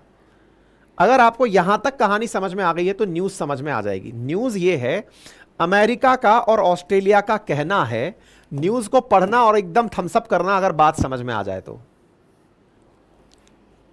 अगर ये बात समझ में आ जाए तो थम्स अप करना। एक नंबर पर मैंने फोकस किया है, अगर आपको कहानी समझ में आ जाए तो इस पर थम्स अप कर देना कि हां सर खेला समझ में आ गया। क्या है? 90% इंडिया प्रोडक्शन वैल्यू का 2018 से 22 के बीच में अपने किसानों को दिया है। यह शिकायत हुई है हमारी, यूएस और ऑस्ट्रेलिया ने मिलकर हमारी शिकायत की है। क्या अब आपको बात समझ में आई? क्या आपको यह कहानी समझ में आई कि हमारी शिकायत किस बात की हुई है कि ये लोग 90% अपनी कीमत का प्रोडक्शन का किसको दे दिए हैं? किसानों को दे दिए हैं। इसकी शिकायत कहां की गई? वर्ल्ड ट्रेड ऑर्गेनाइजेशन में की गई। किसके खिलाफ की गई? इंडिया के खिलाफ की गई। क्या यह इंपॉर्टेंट है? हां जी, जीएस पेपर 3 के अंदर इकोनॉमिक डेवलपमेंट में बहुत मायने रखता है ये टाइटल। बोले साहब ये लोग ना सब्सिडी के नियम नहीं मान रहे। कौन से सब्सिडी के नियम? जो एग्रीकल्चर मतलब एग्रीमेंट ऑन एग्रीकल्चर पर दिए गए हैं। बोले ये लोग वो नियम नहीं मान रहे, अपने किसानों को खूब सारा लाभ दे रहे हैं। बाय द वे मैं आपको बता दूं कि दुनिया में शुगर पैदा करने में भारत दूसरे नंबर पर आता है, और ऐसे समय पर शुगर केन प्रोड्यूसर्स में इंडिया का सेकंड लार्जेस्ट होना और शुगर के प्रोडक्शन के समय भारत किसानों को सहायता दे दे तो निश्चित ही व्यापार को तो हम प्रभावित कर ही देंगे। दुनिया के अंदर भारत जो है ना वो चीनी प्रोड्यूस खूब करता है, और उसमें से भी जो शुगर केन से प्रोड्यूस होने वाली है उसके अंदर लगभग आधा तो हम ही पैदा कर रहे हैं। इसी के कारण से आपको यह बात समझने योग्य बनती है। बाय द वे मैं आपको बता दूं कि इंडिया इंटरनेशनल शुगर ऑर्गेनाइजेशन का 2024 के अंदर चेयरपर्सन बना हुआ है। चीनी पर हमारा पूरा कंट्रोल है। तो वर्ल्ड ट्रेड ऑर्गेनाइजेशन क्या है ये मैंने आपको बता दिया, क्यों बना ये बता दिया, 1995 में कैसे बना ये बता दिया, मुख्यालय जिनेवा में है ये बता दिया, शिकायत क्या हुई है ये बता दिया। अब आगे क्या होगा वो भी बताऊंगा। तो जो बातें मैंने बोली वो ने बता दी। अब थोड़ा सा डब्ल्यूटीओ समझ लो ताकि ये समझ में आए कि आगे क्या होगा।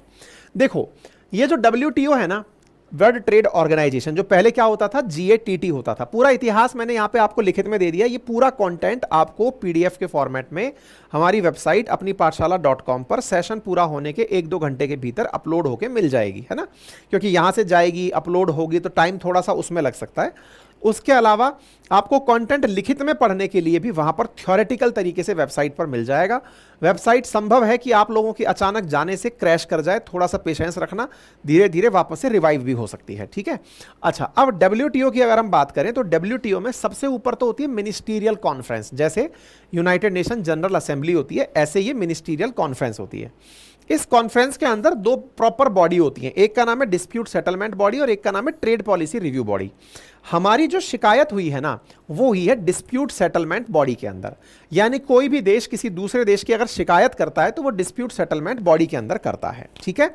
जो और काउंसिल्स हैं, यानी कि इसके अंदर और जो चीजें हैं जैसे गुड्स काउंसिल है, इंटेलेक्चुअल प्रॉपर्टी काउंसिल है, सर्विस काउंसिल है, ये अलग अलग चीजों को लेकर फैसले करती हैं। जीएटीटी और डब्ल्यूटीओ में सबसे बड़ा अंतर किस बात का है?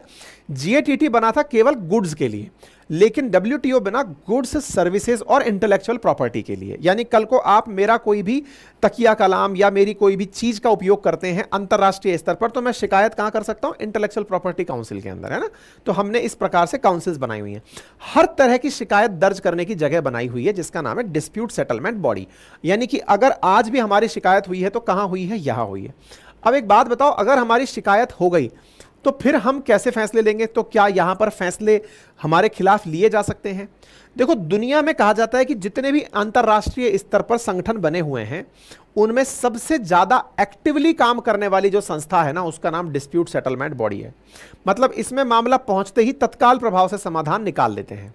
लेकिन आप अगर इसके फैसले से संतुष्ट नहीं हुए तो पहले तो यह समझिए, डिस्प्यूट सेटलमेंट बॉडी या मिनिस्टीरियल कॉन्फ्रेंस, इनमें जो भी फैसले होते हैं, ये डब्ल्यूटीओ की सबसे खास बात है, वो फैसले सर्वसम्मति से होते हैं। मतलब आपका अगर एक बार भी आपने मना कर दिया कि नहीं सर मैं इस बात से एग्री नहीं करता, अब आप सोचिए आपके खिलाफ फैसला होगा तो आप तो मना ही करोगे कि मैं इस बात से एग्री नहीं करता, फिर भी आपकी सहमति मानी जाएगी। अगर आप एग्री नहीं करते तो इसे रोक दिया जाएगा। समझ में आ रहा है? मान लो डिस्प्यूट सेटलमेंट बॉडी में भारत के खिलाफ फैसला आ जाता है, तो इससे ऊपर है एक dispute settlement appellate body. Appeal करने के लिए क्या है? Appellate body, dispute settlement appellate body. उसमें क्या होगा?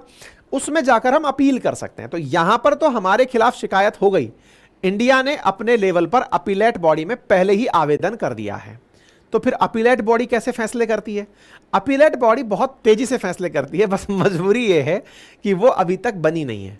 बनी नहीं है मतलब अमेरिका टांग अड़ाए बैठा है कि अपीलेट बॉडी को मैं नहीं बनने दूंगा, क्योंकि यदि सर्वसम्मति से फैसले हुए तो फिर मेरे होने का क्या मतलब है। अमेरिका कहता है जिस प्रकार से यूएन में हमने वीटो लगा रखा है, ऐसा कुछ अपीलेट बॉडी के पास फैसले करने का अधिकार दो, तब तो मतलब है सबको बराबर वैल्यू दे दोगे, पाकिस्तान को भी और अमेरिका को एक टेबल पर बिठा दोगे, तो फिर क्या मतलब है? बोले फिर भाई मैं साथ नहीं हूं। अपीलेट बॉडी में हमारा मामला पहुंच गया लेकिन फैसला हो नहीं सकता है। ठीक है, उम्मीद है आपको यह बात समझ में आ गई हो। अब बात सवाल निकल के आता है, सर एक बात बताओ, इन सब बातों को लेकर कहीं पर कोई समझौता जैसी चीज हुई थी क्या? बिल्कुल हुई थी। एग्रीमेंट ऑन एग्रीकल्चर हुआ था वर्ल्ड ट्रेड ऑर्गेनाइजेशन के अंदर। एग्रीमेंट और एग्रीकल्चर के अंदर ही हमने सब्सिडीज के 3 प्रकार डेवलप किए थे, जिनमें से एक सब्सिडी थी ग्रीन बॉक्स, एक थी अंबर बॉक्स, एक थी ब्लू बॉक्स। बहुत बार परीक्षाओं में यह सब्सिडी पूछी गई है। अंबर बॉक्स सबसे ज्यादा विवादित सब्सिडी है, इसी में 5% और 10% का क्लॉज चलता है। ये जो सब्सिडी है ये मतलब ये जो एग्रीमेंट ऑन एग्रीकल्चर है इसी के तहत डिस्कस की जाती है। एग्रीमेंट ऑन एग्रीकल्चर के अंदर ही हम 3 प्रकार की चीजें डिस्कस करते हैं। एक का नाम है मार्केट एक्सेस, एक का नाम है डोमेस्टिक सपोर्ट और एक का नाम है एक्सपोर्ट। ये जो डोमेस्टिक सपोर्ट है इसी के अंदर हम लोग बात करते हैं 3 प्रकार की सहायता की। 3 प्रकार की कौन सी सहायता? एक का नाम है सब्सिडी के अंदर ग्रीन बॉक्स सब्सिडी, अंबर बॉक्स सब्सिडी और ब्लू बॉक्स सब्सिडी। दुनिया में जो सब्सिडी अलाउड है वो कौन सी सब्सिडी अलाउड है जिसपे कोई व्यवधान नहीं है? वो है ग्रीन बॉक्स सब्सिडी। मतलब सरकार अपने स्तर पर अगर कल को नहर का निर्माण करे, अगर सरकार अपने स्तर पर कोई भी ऐसा कार्य करे जिसकी वजह से उन्हें लगता हो कि हाँ भाई हमने तो नहर बना दी, सरकार ने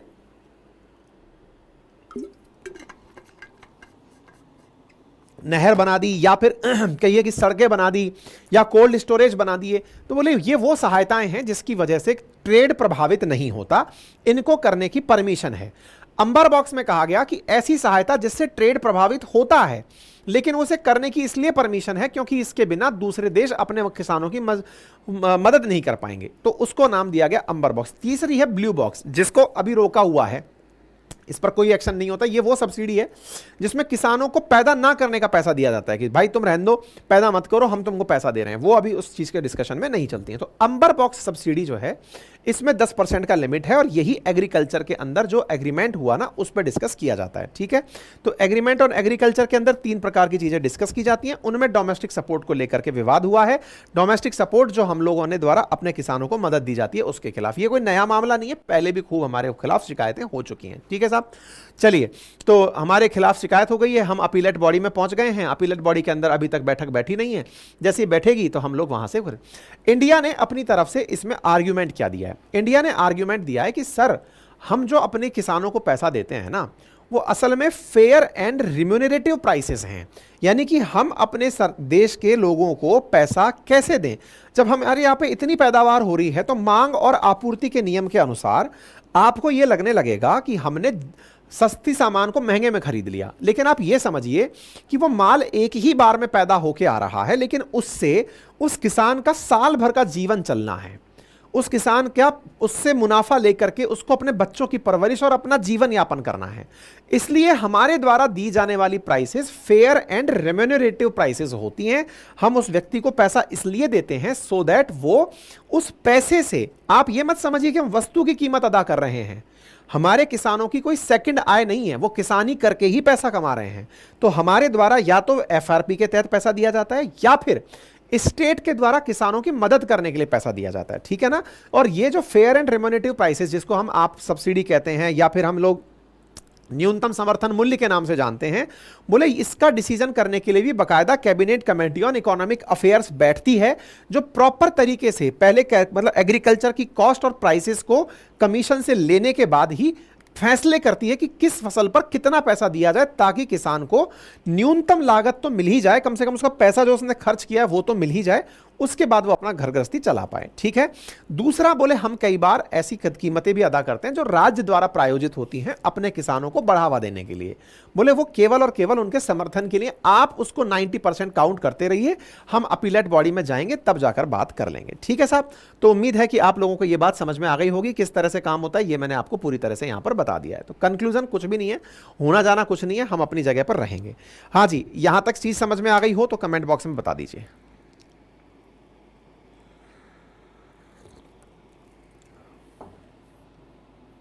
किसी भी प्रकार का कोई डाउट हो कमेंट बॉक्स में बताइए।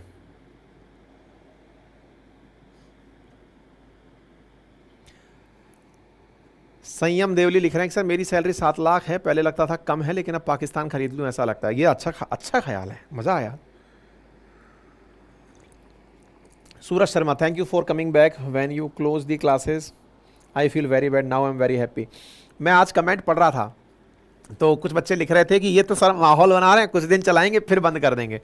देखो बेटा, बात ऐसी है ना, आप लोग मुझे आरोप भले ही कितने भी लगा दो, उसके बावजूद भी औसतन प्रतिदिन के हिसाब से, इंक्लूडिंग संडे भी मिला लो ना अगर आप, मैं 3 सेशन तो आप लोगों के पास पहुंचाता ही हूं। देखिए आज आप भी सेशन में उपस्थित हैं, 1.25 घंटा बीत चुका है, अभी 2 सेशन और बाकी हैं, यानी कि पूरे 1.5 से 2 घंटे का काम हो गया। आप खुद विचार कीजिए कि 1.5 से 2 घंटे आप अपने जीवन में बैठ के देखने के लिए निकाल रहे हैं। मुझे इस कंटेंट को तैयार भी करना है, पढ़ के भी आना है, और भी बहुत सारी चीज़ें आपको पता है जो मेरे साथ जुड़ी हुई हैं, उनके बावजूद सेशन लेके आना होता है। ये आपको आसान दिख सकता है कि बस सर को सारा ज्ञान है, आएंगे और बोल के चले जाएंगे, है ना, लेकिन असल मायने में इसके लिए मुझे भी पढ़ना पड़ता है। पूरी कंटेंट लगभग 270 पेजेस की पीपीटी हैं। आप 5 पीपीटी बना के देखिएगा, अंदाजा लग जाएगा। 10 लोग कम से कम बैठते हैं तब जाकर के ये कंटेंट बनता है, और सुबह सुबह आपके आकर के हम इसको पेश करके चले जाते। उसके बावजूद भी मैंने कभी भी ये नहीं कहा कि आपका आरएनए रोका है। मैंने हर बार आपको, चाहे ये सेशंस बंद हुए हों, लगातार एक बार में 5 सेशन, लेकिन फिर भी औसतन 3 सेशन पर डे दिए हैं। तो कम से कम मुझ पर आरोप लगाने से पहले मुझे थोड़ा बहुत मतलब एक उस नजरिए से भी देख लिया करिए। संडे के दिन भी सेशन आते हैं प्रॉपर तरीके से यार, है ना। चलो नेक्स्ट क्वेश्चन पे चलते हैं। ये बहुत इंपॉर्टेंट क्वेश्चन है, इसको टारगेट कर लीजिएगा, ठीक है। ये इंपॉर्टेंट टाइटल है कि आर्म्ड फोर्सेस के द्वारा इंटीग्रेटेड कमांड स्ट्रक्चर प्लान करने के लिए वाइस सीडीएस यानी चीफ ऑफ डिफेंस स्टाफ और डिप्टी सीडीएस के रोल के लिए हाल ही में एक नोटिफिकेशन निकाल दिया गया है। हाल ही में, ये बहुत इंपॉर्टेंट टाइटल है, मैं फिर से कह रहा हूं, आप ये समझिएगा कि जो थिएटर कमांड है उसके लिए यह खबर बहुत बड़ी खबर है। थिएटर कमांड की तरफ आगे बढ़ूंगा, इससे पहले मैं आपसे कुछ बेसिक क्वेश्चन पूछ लेता हूं। बताइए, भारत में वर्तमान में कितनी थिएटर कमांड चल रही हैं? कमेंट बॉक्स में जवाब दे दीजिए, नंबर 1। नंबर दूसरा, भारत की आर्मी, नेवी और एयरफोर्स, इनकी कुल मिलाकर कितनी कमांड हैं? आप इनका जवाब देंगे तब तक मैं आपको यह सुर्खी समझाता हूं। सुर्खी यह है कि भारत इंटीग्रेटेड कमांड्स, इंटीग्रेटेड मतलब थल सेना, मतलब आर्मी, नेवी और एयरफोर्स, इन तीनों को एक साथ मिलाकर, सबको एक साथ नहीं, इनमें से कुछ कुछ लोगों को चयनित करके अलग तरह से तीनों को मिक्स करके एक कमांड बनाने का विचार कर रही है लंबे समय से। इसी कमांड में, कमांड तो ऑलरेडी चल भी रही हैं, और कमांड बनते समय उनमें कौन से पद होंगे, उनका हाल ही में नोटिफिकेशन आया है, ठीक है। हाँ जी, आंसर्स आने लग गए। 17, 3, ध्यान से सुनिएगा। भारत के अंदर 2 तो थिएटर कमांड है और 17 कमांड है। आर्मी, नेवी, एयरफोर्स के पास कुल मिलाकर के 17 कमांड है और 2 थिएटर। 2 थिएटर में एक अंडमान निकोबार में थिएटर कमांड है। थिएटर का मतलब हुआ तीनों सत्ताएं मिलकर के, तीनों सेनाएं मिलकर के कमांड को कर रही हैं। और दूसरा एक स्ट्रेटेजिक कमांड और है हमारे पास, जो न्यूक्लियर वेपन को ऑपरेट करती है, तीनों से मिलकर के काम करती है वो, ठीक है। अब हम लोग क्या कर रहे हैं, सेशन में आगे बढ़ते हैं और आपको बताते हैं डिफेंस बहुत ज्यादा इंपॉर्टेंट है देश के लिए, इसी कारण से हम लोग एकीकृत थिएटर कमांड की बात कर रहे हैं। एक सवाल और पूछ लेता हूं, चलिए बताइए, वो कौन सी कमेटी थी जिसने सबसे पहले एकीकृत कमांड का प्रस्ताव सरकार के सामने रखा था? कौन सी कमेटी थी, जल्दी से बताइए। मैं पहले ही कह दे रहा हूं, वो शाकितकर कमेटी नहीं थी। शाकितकर कमेटी सीडीएस का सुझाव दी थी। बताइए, कमेंट बॉक्स में बताइए, ताकि आप इस चीज से खुद से कनेक्ट करते चले जाएंगे। तो एकीकृत थिएटर कमांड की चर्चा हम क्यों कर रहे हैं? आर्मी, एवी और एयरफोर्स को मिला करके असल में क्या हुआ ना, इसको ऐसे समझिए। 1971 का जो वॉर था इंडिया का, जो पाकिस्तान के खिलाफ था, जिसमें पाकिस्तान को तोड़कर हमने 2 देश बना दिए, बांग्लादेश जिसमें से हमने आज़ाद करा दिया, वो जो युद्ध था 1971 का, उस 1971 के वॉर में भारत ने पहली बार तीनों सेनाओं का बेहतरीन कोऑर्डिनेशन देखा था। एयरफोर्स भी गोले बरसा रही थी, थल सेना भी जमीन से जा रही थी, और नौसेना उधर से लेकर के बंगाल की खाड़ी में आकर के पूर्वी पाकिस्तान के सामने खड़ी थी। इन तीनों का जो बेहतरीन कोऑर्डिनेशन था, इस कोऑर्डिनेशन से भारत तो अचंभित हुआ ही, क्योंकि हमने अपनी क्षमताएं खुद ने इतनी जबरदस्त तरीके से देख ली थी, लेकिन हमने दुनिया को भी ऑब्जर्व किया तो पता लगाया कि यार ये सब लोग इसी कोऑर्डिनेशन से चलते हैं। अदरवाइज होता क्या है कि आर्मी में क्या चल रहा है एयरफोर्स को नहीं पता है, एयरफोर्स में क्या चल रहा है नौसेना को नहीं पता है, और ये सब लोग अपने अपने पदक्रम में अपने अपने तरीके से सेटल्ड हैं। तीनों के बीच में युद्ध के समय कम्युनिकेट कौन करेगा, कम्युनिकेट कौन करेगा, इन तीनों को आपस में एक दूसरे से कनेक्ट कौन करेगा? फिर आप कहेंगे सर वो तो रक्षा मंत्री का काम है ना, वो तीनों को कम्युनिकेट करके बताएगा। तो रक्षा मंत्री क्या उस समय बैठ करके सबसे यही बात करता रहे कि सुनो यार वहां युद्ध हो गया है, एयरफोर्स वालों तुम वहां जाओ, अरे नेवी वालों तुम्हारा जहाज निकालो, या फिर ये करो? इसका मतलब ये तो बड़ी क्रिटिकल स्थिति बन गई।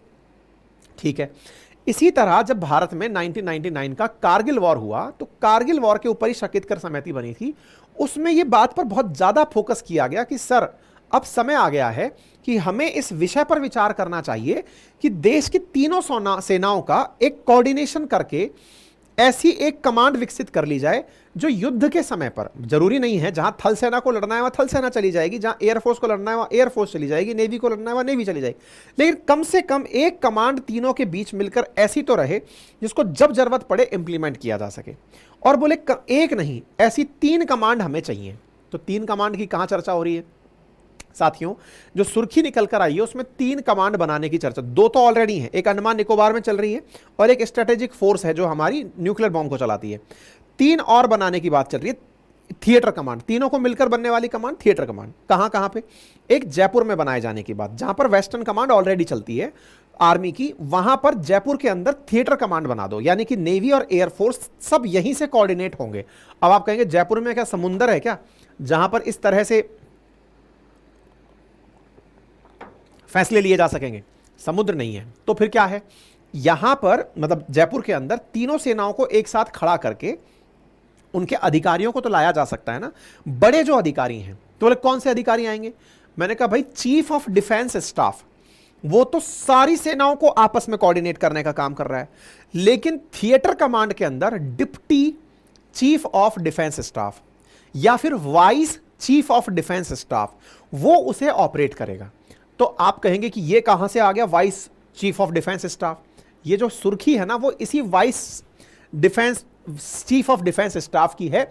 इसी का प्लान आउट हुआ है। अभी पता चला है कि जो जनरल रैंक का आदमी है ना, वो वाइस सीडीएस बनने की योग्यता रखेगा, और जो लेफ्टिनेंट जनरल रैंक का आदमी है ना, वो डिप्टी सीडीएस यानी कि चीफ ऑफ डिफेंस बनने की योग्यता रखेगा। और इस प्रकार से ये कमांड बनाई जाएंगी। अगर आप सुर्खी देखें तो जयपुर, लखनऊ और कोयंबटूर 3 जगह पर थिएटर कमांड बनाने की बात की गई है। ठीक है ना? तो ये प्लान आउट हुआ है। अभी कोई सरकारी सूचना नहीं है कि 3 जगह बनेगा, लेकिन इन 3 जगहों को ध्यान में रखकर ये न्यूज चैनल्स ने खबर कवर की है। जयपुर में बनेगा, लखनऊ में बनेगा और कोयंबटूर के अंदर बनेगा। तीनों सेनाओं के लिए एक एक करके यहां पर अधिकारियों को नियुक्त कर दिया जाएगा, जो युद्ध के समय पर अपने अपनी फोर्सेस में सूचनाएं भेज सकेंगे। लेकिन सर एक बात बताओ, तीनों सेनाओं में कोऑर्डिनेशन के लिए यह काम कर तो दिया, लेकिन भारतीय सेना अलग कानून से चलती है, नौसेना अलग से चलती है, एयरफोर्स अलग कानून से चलती है। इनमें अगर थिएटर कमांड में किसी व्यक्ति ने कोई ऐसी गुस्ताखी की तो फैसला कौन लेगा? ये तीनों लोग यहां पर आएंगे, डेपुटेशन पे आएंगे कि फैसला कौन लेगा? इसके लिए बकायदा भारत ने वर्ष 2023 में एक डेडिकेटेड कानून पारित किया कि इन तीनों सेनाओं को किस तरह से लेकर चलना है, ठीक है ना। तो तीनों सेनाओं के लिए एक डेडिकेटेड कानून है, इंडिया की सुरक्षा के लिए हम इस चीज की प्लानिंग कर रहे हैं, ठीक है। क्या ये थिएटर कमांड हमारी ही कल्पना है या किसी और ने भी पहले से कर रखी है? मेरे प्यारे साथियों, अमेरिका के ऑलरेडी पास में 11 थिएटर कमांड है, चीन के पास 5 थिएटर कमांड है, ठीक है ना। अमेरिका अभी कुल मिलाकर 11 थिएटर कमांड रखता है, जिनमें से 6 पूरी तरह से दुनिया को कवर करती हैं। ऐसे ही चीन के पास 5 थिएटर कमांड हैं। आप इसका अंदाजा इससे लगा लीजिए कि भारत से जो बॉर्डर चीन का कनेक्ट हो रहा है उसको कंट्रोल करने के लिए चीन ने अपना पश्चिमी थिएटर कमांड यूज किया हुआ है, वो भारत के साथ बॉर्डर को हैंडल करता है, ठीक है। इसी की जिम्मेदारी है वेस्टर्न थिएटर कमांड की कि भारत के साथ बॉर्डर को हैंडल करे। आप इधर देखिए, ये रहा वेस्टर्न थिएटर कमांड, जिसके माध्यम से ये इंडिया, नेपाल, बांग्लादेश इन सबको हैंडल करता है। इस तरह से इनके यहां पर 5 थिएटर कमांड है जो पूरे देश को बांटकर चीन के अंदर चल रहे हैं, ठीक है। इन्होंने ये कार्यक्रम कब किया? 2016 के अंदर ही इन्होंने सबसे पहले इस तरह की चीजों का एग्जीक्यूशन किया। Western theatre command, southern theatre command, इस तरह की कमांड इन लोगों के द्वारा बनाई गई थी, ठीक है। ऐसे ही अमेरिका 6 थिएटर कमांड से पूरी दुनिया को रेगुलेट करता है, 11 थिएटर कमांड बनाकर चलता है। यही कारण है कि भारत भी अब इस दिशा में आगे बढ़ रहा है, यही सुर्खी आपके सामने निकल कर आती है, ठीक है। तो हम लोग क्या करने वाले हैं? थिएटर कमांड को आगे बनाने वाले हैं। चलिए, क्या हमने इसके लिए कुछ किया था? क्या बिल्कुल किया था। क्या किया था? इंटीग्रेटेड थिएटर कमांड के लिए बकायदा हमने तीनों सेनाओं को डिसिप्लिन में रखने के लिए एक कानून पारित करवाया था 2023 के अंदर। फिलहाल भारत के अंदर 3 से 4 थिएटर कमांड बनाने का जो विचार चल रहा है, उसमें नेतृत्वकर्ता हर कमांड का एक 3 सितारा अधिकारी को सौंपने की बात चल रही है। लेफ्टिनेंट जनरल, एयर मार्शल या वाइस एडमिरल रैंक का आदमी रखा जाएगा। भारत की सेना में कितनी कमांड है? कुल मिलाकर फिलहाल 17 कमांड है, जिनमें से थल सेना के पास 7 हैं, वायुसेना के पास 7 हैं और नौसेना के पास 3 हैं। कौन कौन सी 7 हैं? तो एक बार के लिए देखिए, तीनों के अंदर थोड़े से फैक्ट्स और जान लीजिए। हमारी जो थल सेना है उसमें वर्तमान के अंदर जनरल मनोज पांडे, वायुसेना के अंदर वीआर चौधरी और नौसेना के अंदर दिनेश के त्रिपाठी। और इन तीनों को हेड करने वाले कौन है? सीडीएस। सीडीएस कौन है हमारे वर्तमान के अंदर? कमेंट बॉक्स में बता दीजिए। इसी प्रकार से भारतीय सेना की जो कमान है उसमें थल सेना के पास में ये 7 कमांड है। ये याद रखने वाले फैक्ट्स हैं भाई। भारतीय थल सेना के पास 7, वायुसेना के पास 7 और जल सेना के पास में 3 कमांड है, ठीक है ना। अच्छा, इसके अलावा मेरे प्यारे साथियों, हमने यहां पर 3 कमांड, इसके साथ साथ में हमारे भारतीय वायुसेना के भी 7 कमांड है। 7 कमांड के मुख्यालय कहां कहां पर हैं ये मैंने आपको बता दिया। ऐसे ही भारतीय नौसेना के 3 कमांड हैं जिनके मुख्यालय कहां हैं। इन 17 कमांड से मिलकर के 3 कमांड एकीकृत बनाने का बात चल रहा है। ऐसे ही कोस्ट गार्ड के भी अपने कमांड हैं जिनके मुख्यालय अलग अलग जगह पर बने हुए हैं, ठीक है। तो उम्मीद है कि आप लोगों को यह बात अच्छे से समझ में आ गई हो किस प्रकार से हम लोग इस बारे में चर्चा कर रहे हैं। भारत के पहले सीडीएस बने थे जनरल विपिन रावत, लेकिन इनकी एक दुर्घटना में मौत हो गई थी। उसके बाद में दूसरे chief of defence staff Bharat के वर्तमान में जनरल अनिल चौहान हैं, जो कि इस समय इस पूरे कार्यभार की देखभाल कर रहे हैं, ठीक है। अगर हमारे देश के अंदर ऑफिसर्स की बात की जाए तो इंडियन आर्मी में जो सबसे ऊंचा ऑफिसर होता है वो जनरल रैंक का होता है, नेवी में एडमिरल होता है और एयरफोर्स में एयर चीफ मार्शल होता है। चर्चा की जा रही है कि जब थिएटर कमांड बनेंगी तो थिएटर कमांड में हो सकता है कि इसी रैंक के अधिकारियों को वाइस सीडीएस बनाया जाएगा और इन लोगों को डिप्टी सीडीएस बनाया जाएगा, लेफ्टिनेंट जनरल, वाइस एडमिरल और एयर मार्शल। इस तरह की चर्चाएं फिलहाल चल रही हैं। कब कब कैसे कैसे इसकी व्याख्या हुई तो ये मैंने आप लोगों को पहले ही बता दी है। प्रधानमंत्री नरेंद्र मोदी ने इसके बारे में लाल किले की प्राचीर से कहा था कि हम लोग कुछ ऐसा करने का प्रयास कर रहे हैं कि सेनाएं इंटीग्रेट होकर के काम करना शुरू करें, और उसी क्रम में हमने सीडीएस विपिन रावत की नियुक्ति हुई थी जो 2021 में एक दुर्घटना के शिकार हो गए थे, ठीक है। जनरल विपिन रावत के बाद में फिर इस काम पर और आगे बढ़ते हुए वर्ष 2023 में कानून आया जिसका नाम inter services organisation command control and discipline bill 2023 था, जिसके तहत यह निर्धारित हुआ कि अगर इन तीनों सेनाओं से लोगों को लेकर थिएटर कमांड में डाला गया और थिएटर कमांड में डाले गए ये लोग अगर किसी प्रकार से कोई भी डिसिप्लिन फॉलो करने में गलती करें तो उन पर किस प्रकार से एक्शन लिया जाए। क्यों कहा गया? क्योंकि भारतीय सेना सेना अधिनियम 1950 से गवर्न होती है, नौसेना 1957 से गवर्न होती है और वायुसेना 1950 के अधिनियम से गवर्न होती है। तो थिएटर कमांड को गवर्न करने के लिए भी एक कानून जरूरी था, उसका नाम दिया गया 2023 लोक सेवा अंतर सेवा कमान नियंत्रण अनुशासन विधेयक, ठीक है। वर्तमान में इंटर सर्विसेज के लिए कानून तो आ चुका है। अब इसी कानून के तहत आगे बढ़ते हुए हम अपने यहां पर थिएटर कमांड्स को जल्दी ही हमारे देश में सुरक्षा के हिसाब से देख सकते हैं। अब एक बड़ा सवाल बनता है सर ये ट्राई सर्विसेज का सिस्टम तो समझ में आया, लेकिन अब तक दिक्कत क्या आ रही है? दिक्कत यह आ रही है कि एयरफोर्स और नेवी और या कहिए तीनों सेनाएं अपनी अपनी तरफ से कुछ चीजों को लेकर रिजिड हैं। क्यों?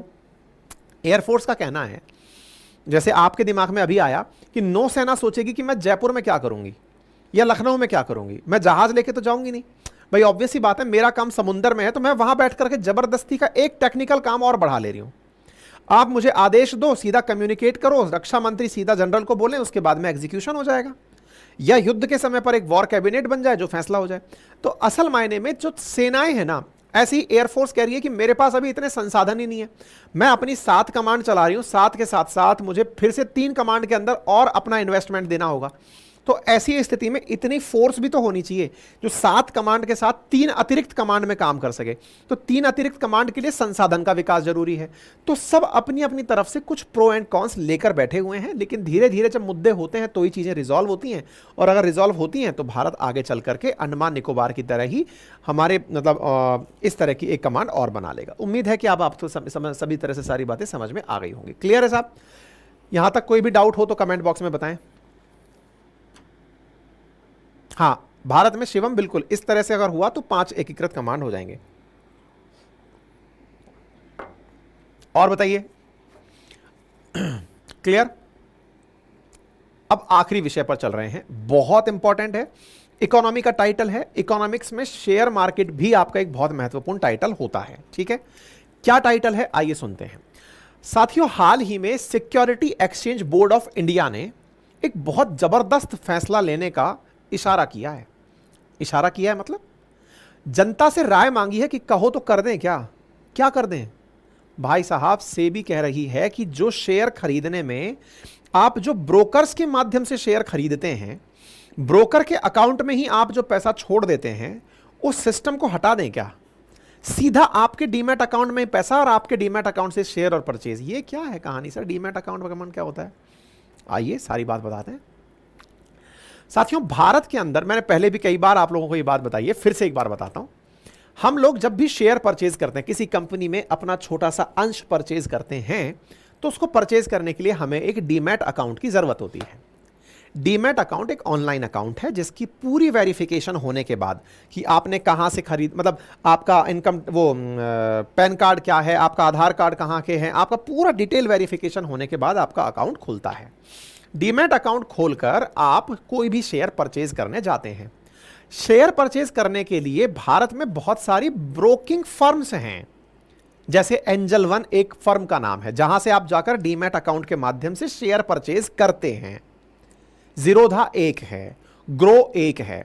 भारत में अगर टॉप 3 का बात किया जाए तो नंबर 1 पर ग्रो है, नंबर 2 पर जीरोधा है, नंबर 3 के ऊपर एंजल वन आती है। लगभग 40% पर तो जीरोधा और ग्रो ही बैठी हुई है। यानी इतना जबरदस्त तरीके से ये ब्रोकेज करते हैं। ब्रोकेज मतलब आपको ट्रेड करना है, शेयर परचेज करना है, तो आपने डीमैट अकाउंट बना लिया, लेकिन इन्हीं के प्लेटफॉर्म के थ्रू जाइए और मार्केट में से शेयर परचेज करके आ जाइए। अब आपके दिमाग में एक सवाल बनेगा, तो इसमें गलती क्या है, मतलब क्या गलत क्या है इसमें? गलती कुछ भी नहीं है। गलती यह है कि जब आपने कोई शेयर परचेज किया, मैं आपको एक, मतलब ये बहुत इंपॉर्टेंट टाइटल है भाई, इसको ध्यान से समझना, और मैं इसको समझाने के लिए एक फ्लो चार्ट लेके आया था, यहां से समझते हैं। चलिए देखिए, सबसे पहले आप लोग कैसे शेयर खरीदते हैं, तो डीमैट अकाउंट के थ्रू खरीदते हैं।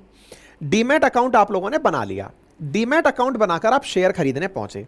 आपने सबसे पहले ब्रोकरेज अकाउंट ओपन किया, जैसे मान लीजिए एंजल वन पर किया, उसका लिंक भी हम कमेंट बॉक्स में लगवा देंगे, आप वहां से कर सकते हैं, ठीक है। अब आपने क्या किया कि उस अकाउंट से आपने वहां पर जो आपको दिखाया जा रहा है वहां से कोई शेयर परचेज कर लिया, जो आपको परचेज करना था, आपको जो समझ में आया XYZ कोई सी भी कंपनी का खरीद लिया, आपको लगा कि ये शेयर ऊपर चढ़ेगा, आपने खरीद लिया। आपने खुद से डिसाइड किया कि मैं कितने शेयर परचेज करूंगा, कंपनी आपको सजेस्ट करती गई। अल्टीमेटली आप किसी एक प्लेटफॉर्म पर, इसको आसान भाषा में ऐसे समझिए कि मुझे मान लीजिए अमेजन से कोई सामान खरीदना है, तो मेरा अमेजन पर पहले अकाउंट बनता है ना। आप लोगों ने कभी भी ऑनलाइन अगर कोई सामान खरीदा हो, ऑनलाइन सामान जैसे अमेजन और फ्लिपकार्ट से अगर कभी सामान परचेज किया हो, तो कैसे परचेज करते हैं? पहले आपका एक अकाउंट बनता है, उस अकाउंट के अंदर ही तो आपको आपका पूरा सामान दिखता है। अमेजन फ्लिपकार्ट को दिमाग में ले आइए, जिन्होंने डीमैट नहीं बना रखा है दिमाग से हटा दो बिल्कुल। केवल अमेजन फ्लिपकार्ट भी अगर बना रखा हो तो बेहतर है, कभी सोचा हो तो ठीक है, नहीं बना हो तो कोई बात नहीं, उसका भी कभी इलाज सोचाएंगे। जिन्होंने बना रखा है वो मेरी बात समझ पाएंगे। सबसे पहले हमारा एक अकाउंट होता है, उस अकाउंट में, और नहीं तो आप अपनी पाठशाला पर अपना अकाउंट बना लीजिए, अपनी पाठशाला एप्लीकेशन जिस पर हमारे कोर्सेज हैं, वहां जाकर भी आप इस चीज को देख सकते हैं। क्या कि आप जाएंगे तो आपका अपना अकाउंट और आपके कोर्सेज वहां दिखाई देंगे। ऐसे अमेजन फ्लिपकार्ट पर होता है कि आप अमेजन फ्लिपकार्ट पर गए, आपने कोई वस्तु पसंद की, वो पहले ऐड टू कार्ट में आपके पास कार्ट में आ जाएगी, कार्ट में आ गई, फिर वो आपको अपने में दिखने लगेगी, फिर फाइनल ऑर्डर प्लेस कर देंगे आप। ऐड टू कार्ट करना जरूरी नहीं है, आप डायरेक्ट भी वहीं से ऑर्डर कर सकते हैं, डायरेक्ट प्लेस ऑर्डर। मैं कार्ट में ऐड नहीं कर रहा, डायरेक्ट प्लेसमेंट कर दिया। इस डायरेक्ट प्लेसमेंट को ही आपको यहां समझना है। डीमैट अकाउंट के केस में क्या होता है, फिलहाल ये जो ब्रोकेज वाले लोग हैं ना, ये क्या करते हैं कि शेयर को सबसे पहले आपसे खरीदवाते हैं, खरीदवा करके वो आपकी कार्ट में डलवा देते हैं। आसान भाषा में ऐसे समझिए, डलवा दिया, उसके बाद आप उसको वहीं पर डाले रखते हैं, क्योंकि शेयर घर पर डिलीवर नहीं होते। जैसे अमेजन और फ्लिपकार्ट से सामान घर पर आता है, ऐसे आपके पास में जो शेयर हैं वो अकाउंट में ही दिखते रहते हैं। जैसे आपको पैसा वर्तमान में बैंक अकाउंट में दिख रहा है, लेकिन वो पैसा बैंक में ही रखा हुआ है। ये बड़ा इंटरेस्टिंग है, समझने के लिए इसको थोड़ा सा और मुझे एलोबरेट करना पड़ेगा। ऐसे समझिए, आज आपके पास में बैंक अकाउंट में मान लीजिए ₹1,00,000 पड़ा है, बैंक उस पैसे को, जिसे आपका पैसा है ₹1,00,000 है, उसे वो अलग अलग तरीके से अपने पास रखती है। आपसे पूछती है, भाई साहब इसे आप करंट अकाउंट में रखेंगे कि फिक्स अकाउंट में रखेंगे, यानी सेविंग अकाउंट में रखेंगे। आप कहते हैं कि सब सेविंग अकाउंट में रख दो। फिर पूछती है आपसे कि इसकी एफडी करेंगे, आरडी करेंगे, क्या करेंगे। आप कहते हो साल भर की एफडी कर दो। जैसे ही आपने साल भर की एफडी बोली, वो बैंक साल भर के लिए उस पैसे को अपने पास जमा करके बैठ गई कि अब साल भर के लिए सर ये पैसा मेरा हुआ, अब साल भर बाद बात करेंगे। साल भर के लिए वो पैसा बैंक अपने पास रखकर बैठ गई। अब एफडी बनकर साल भर के लिए वो पैसा अपने पास रखा है, उस पैसे को ही तो वो किसी और व्यक्ति को किराए पर देती है। बैंक पैसा कैसे कमाती है? बैंक पैसा कमाती है कि एफडी में जो आपका पैसा जमा है उसे वो किसी और को लोन देती है। लोन से जब ब्याज आता है, आपको एफडी पर उसी ब्याज को देकर के आपको मुक्त करती है और खुद मुनाफा कमाती है। बैंक चलती कैसे है? हमारा जो फाउंडेशन बैच है ना, फाउंडेशन बैच अपनी पाठशाला एप्लीकेशन पर मैंने इकोनॉमिक्स में ये चीज बहुत बेहतर तरीके से समझाई हुई है कि किस तरह से बैंकिंग चलती है। आप में से जितने भी लोग फाउंडेशन बैच में उपस्थित हैं वो कमेंट बॉक्स में बता सकते हैं कि सर हाँ हमने ये चीज वहां पढ़ी है। तो बैंक कैसे चलती है, एग्जैक्टली वही चीज आपको यहां समझनी है। फिर से आ रहा हूं मैं, मतलब उसको रिलेट करेंगे तो जाके आपको शेयर मार्केट समझ में आएगा। और सुन लो बेटा, शेयर मार्केट भी आपके सिलेबस का हिस्सा है, ये मत समझना शेयर मार्केट कहां से आ रहा है हमारे, ये भी सिलेबस का हिस्सा है। अब क्या है ना कि बैंक आपके साथ ये काम करती है, एक तरह से आपका पैसा बैंक में है, लेकिन बैंक वाले उसे अपना समझ के यूज कर रहे हैं। यही तो हुआ, पैसा तो आपका है, बैंक वाले आपका समझ के कैसे यूज कर रहे हैं। खेल समझ में आ गया? क्योंकि आरबीआई ने बैंक को परमिशन दे रखी है कि पैसा भले ही अंकित अवस्थी का हो, लेकिन उस पैसे को यूज कर सकती है बैंक, क्योंकि वो उससे पहले ही लिखवा के ले चुकी है। यह काम ब्रोकेज फर्म को अलाउ नहीं है। कौन सा काम? शेयर आपके हैं, जिस प्रकार से आप अपना पैसा बैंक अकाउंट में रखते हैं, ऐसे आप अपना शेयर डीमैट अकाउंट में रखते हैं। अब आप सोच के देखो, एक बार दिमाग लगाना, आपने एंजल वन से शेयर खरीदा, शेयर खरीदा, आपके घर तो आया नहीं, आपके डीमैट अकाउंट में ही पड़ा रह गया। अब डीमैट अकाउंट में पड़ा हुआ है, आपने निफ्टी से, यानी कि सॉरी बॉम्बे स्टॉक एक्सचेंज से या नेशनल स्टॉक एक्सचेंज से शेयर खरीद लिया, आपके अकाउंट में पड़ा है, लेकिन आपका अकाउंट खुद एंजल वन पे पड़ा है, ग्रो पे पड़ा है, जीरोधा पे पड़ा है। मतलब आपके खरीदे हुए शेयर असल मायने में एक ब्रोकेज फर्म के अकाउंट में पड़े हुए हैं। अगर आपको यह बात समझ में आ रही हो तो थम्स अप करना, यहां तक समझ में आ गया हो तब तो आगे की बात समझ में आएंगी, अदरवाइज ये निकल जाएगा। ठीक है, मतलब समझना कि हमारे खरीदे हुए शेयर असल में ब्रोकिंग फर्म के पास हैं, जबकि हमको कहा क्या जाता है कि हमारी इन सारे शेयर्स को एनएसडीएल द्वारा पूरी तरह से सेबी द्वारा रेगुलेट किया जाता है, ब्रोकिंग फर्म उनका कुछ भी यूज नहीं कर सकती, इस तरह से कहा जाता है। हमसे यही तो कहा जाता है कि डीमैट अकाउंट में अगर आपका शेयर पड़ा हुआ है तो वो आपका अपना है, पूरी तरह सिक्योर है, गला फाड़ फाड़ करके हमको यही कहा जाता है। लेकिन भाई साहब एक बार ऐसा कांड हुआ, एक कंपनी थी कारवी करके, उसके ऊपर आएंगे हम अभी। उस कंपनी ने क्या समझदारी करी कि जैसे आपने कोई शेयर परचेज किया साल भर पहले, शेयर परचेज करके डीमैट अकाउंट में पड़ा छोड़ दिया, डीमैट अकाउंट में पड़ा छोड़ दिया, उस कंपनी ने अपने कस्टमर्स को चेक किया कि कौन आदमी ऐसा है जिसने साल भर से कोई ट्रेड नहीं किया, बस अपनी तरफ से पटक कर शेयर पटके चले हुए हैं। इसका मतलब इसको पता ही नहीं है कि इसके डीमैट अकाउंट में क्या चल रहा है। सोचो, चालाकी सोचो। जिस तरह बैंक तो खुलेआम कर रही है क्योंकि आरबीआई ने कह रखा है, ब्रोकिंग फर्म को सेबी ने मना कर रखा है कि तुम इस शेयर का कुछ नहीं कर सकते, ये उस आदमी का शेयर है वही रखेगा। लेकिन ब्रोकिंग फर्म ऐसा कर ले जाए तो आप क्या कर लोगे? कैसे, आपको बताता हूं। भाई साहब, एक कंपनी थी, कार्वी करके कंपनी थी, नाम पे आएंगे। उस कंपनी ने क्या चालाकी चली कि जो डोरमेंट अकाउंट थे, जो एक एक साल से, दो दो साल से, जिनके ब्रोकिंग फर्म में से तो शेयर खरीदे थे लेकिन वो शेयर अकाउंट में पड़े हुए थे, उन शेयर्स को उसने लिया और अपने पोर्टफोलियो में शो कर दिया। भाई मान लो आपने 100 शेयर कभी खरीदे थे साल भर पहले, आप अकाउंट देखना भूल गए, आपने लॉन्ग टर्म के लिए परचेज कर लिए थे, आपने 100 साल मतलब साल भर के लिए पटक लिए, 100 शेयर थे आपके। भाई मैंने क्या किया, अपने उन शेयर्स को अपने अकाउंट में शो कर दिया। भाई जिसका एप्लीकेशन है वो कुछ भी करे, उसने उठाकर, जैसे आपका कोर्स है, कल को मैं दिखा दूं आपका कोर्स दिख रहा है, कल को मेरे कोई टेक्निकल ग्लिच आ जाए, आपका कोर्स दिखना बंद हो जाए, ऐसा ही हुआ। शेयर उठा करके वो अपने प्रोफाइल में दिखा दिया। दिखा के क्या किया भाई साहब, दिखा के वो बैंक के पास गया और कहा कि हमें लोन चाहिए। कुछ 2-2.5 हज़ार का लोन मांगा, अभी 2-3 साल पहले की बात है ये। बैंक ने कहा गारंटी क्या है कि आप 2-2.5 हज़ार चुका देंगे? गारंटी? मेरा बैंक बैलेंस देखोगे आप, मेरा शेयर बैलेंस देखोगे, इतना बड़ा प्रोफाइल है, मेरा पोर्टफोलियो है। बोले अच्छा दिखाओ जरा। पोर्टफोलियो बैंक को खोल के दिखाया, बैंक की आंखें फटी रही, भाई साहब इतने शेयर हैं आपके पास, लो जी लो बैंक लोन ले लो। भाई साहब वो लोन ले लिया। आपको पता ही नहीं, आपका शेयर किसी और व्यक्ति ने, जिसका एप्लीकेशन था, उसने अपने पोर्टफोलियो में दिखाकर उसको अगेंस्ट में मॉर्गेज करके उस पर लोन उठा लिया। भाई साहब ये तो बवंडर फ्रॉड हो गया। बैंक ने जब चेक किया कि यार ये क्या है, इतने शेयर इस आदमी के पास कैसे हो गए, जब मामले की जांच पड़ताल खुली तब पता चला कि ये तो मामला उल्टा था। अब आप सोचो कि ये कितना खतरनाक था। हैं, आपने तो शेयर खरीद करके डाल रखे थे, कोई और व्यक्ति उन पे सौदा कर गया। जैसे बैंक अकाउंट में जो होता है, भाई हमारे बैंक अकाउंट में पैसे के साथ खुलेआम जो काम हो रहा है वो आदमी समझदारी से कर गया बिना परमिशन लिए, ये समझो।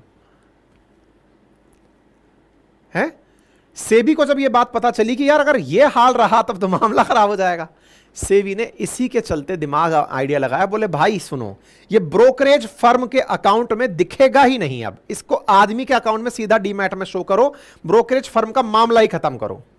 और अगर ऐसा हो गया, ब्रोकरेज फर्म्स को बहुत नुकसान होगा। ब्रोकर समझ में आ गया कौन है क्या है? ब्रोकर वो हैं जो आपके स्टॉक खरीदवाते हैं, Zerodha, up stock, angel one, ये 5 पैसा, ग्रो, सारे वो हैं। और इन सब के पास में सोचो, जीरोधा और ग्रो अकेले 40% मार्केट को कवर करते हैं। आप सोचो, ग्रो नंबर 1 पर चल रहा है, फिर 3rd नंबर पर एंजल वन चल रहा है, इतना बड़ा मार्केट है इन लोगों का। ये करते क्या है, आपका पोर्टफोलियो मेंटेन करते हैं, आपके पैसे को लगवाते हैं, सब करते हैं। लेकिन सोचो गलती से ये लोग अपने इस ब्रोकर का जो पूल अकाउंट है, जहां पर आपने अपना शेयर खरीद के रखा हुआ है, यही किसी जगह गारंटी रख के चले आए तो। लेकिन भाई साहब मुझे प्राउड होता है, इंडिया की जिस एजेंसी पर वाकई में मुझे प्राउड है उसका नाम सेबी है। बाकियों के बारे में नो कमेंट जोन में हूं।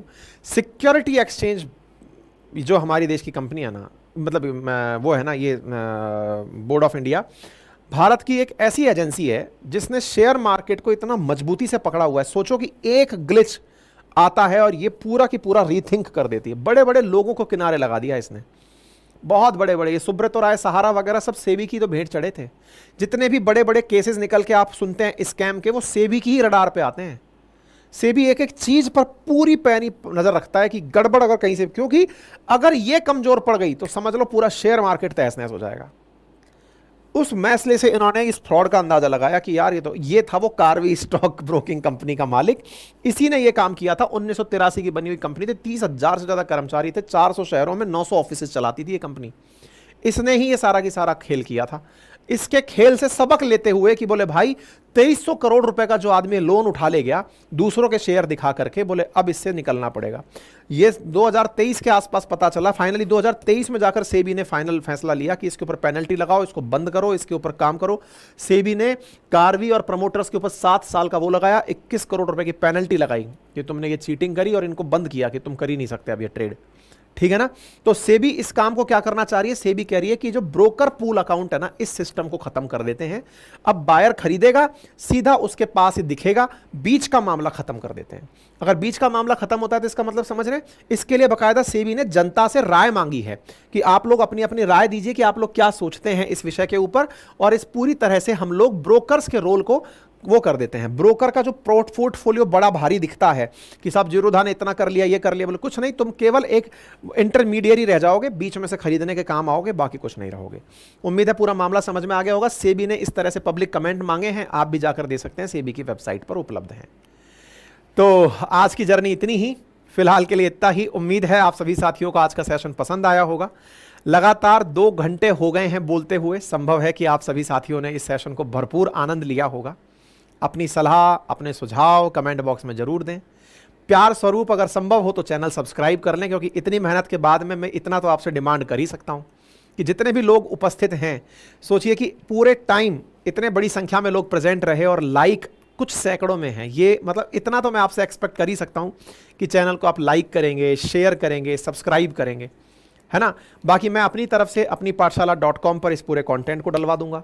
ये पीडीएफ आपको हमारे Telegram GK by Ankit Awasthi sir और अंकित अवस्थी सर जो वेरीफाइड अकाउंट्स हैं इन पर प्राप्त हो जाएंगी। और पढ़ने वाले विद्यार्थियों के लिए मैं यही कहना चाहूँगा कि अगर आपको ये जो एक आज के सेशन से पता चला कि मुझे इकोनॉमिक्स आनी चाहिए, तो जाइए, मैंने बहुत बेहतरीन इकोनॉमिक्स पढ़ाई हुई है। मेरा रिकॉर्डेड बैच डला हुआ है अपनी पाठशाला एप्लीकेशन पर, वहाँ से जाकर के पूरे 1 साल की वैलिडिटी के साथ में 1499 में ले लीजिए। और हाँ, अगर आप पहले से जीएस फाउंडेशन बैच ले रखें और 1 साल का और एक्सटेंशन चाहते हैं तो कूपन कोड यूज़ कर लेना अंकित 50, 799 में ही उनको 1 साल की एक्सटेंशन के साथ मिल जाएगा, ठीक है ना।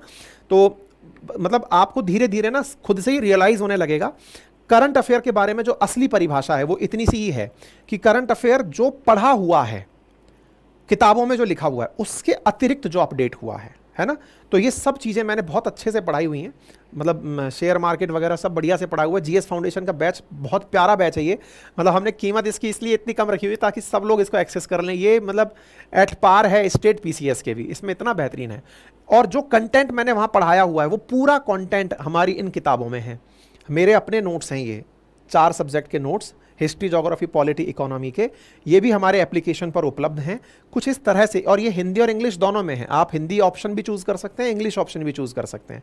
3000 पेजेस से अधिक के नोट्स हैं, पूरा लिखित में कंटेंट आपको प्राप्त होता है हमारे नोट्स का। खुद पर यदि ये आप इन्वेस्टमेंट करते हैं तो आप अपने लिए एक अच्छा फैसला लेते हैं, बाकी मर्जी आपकी है। फिलहाल के लिए इतना ही। अपना ख्याल रखें, बड़ों का सम्मान करें, छोटों को प्यार दें, अपना व्यक्तित्व इस प्रकार से विकसित करें कि महिलाएं आपके साथ सुरक्षित और सम्मानित महसूस करें। धन्यवाद।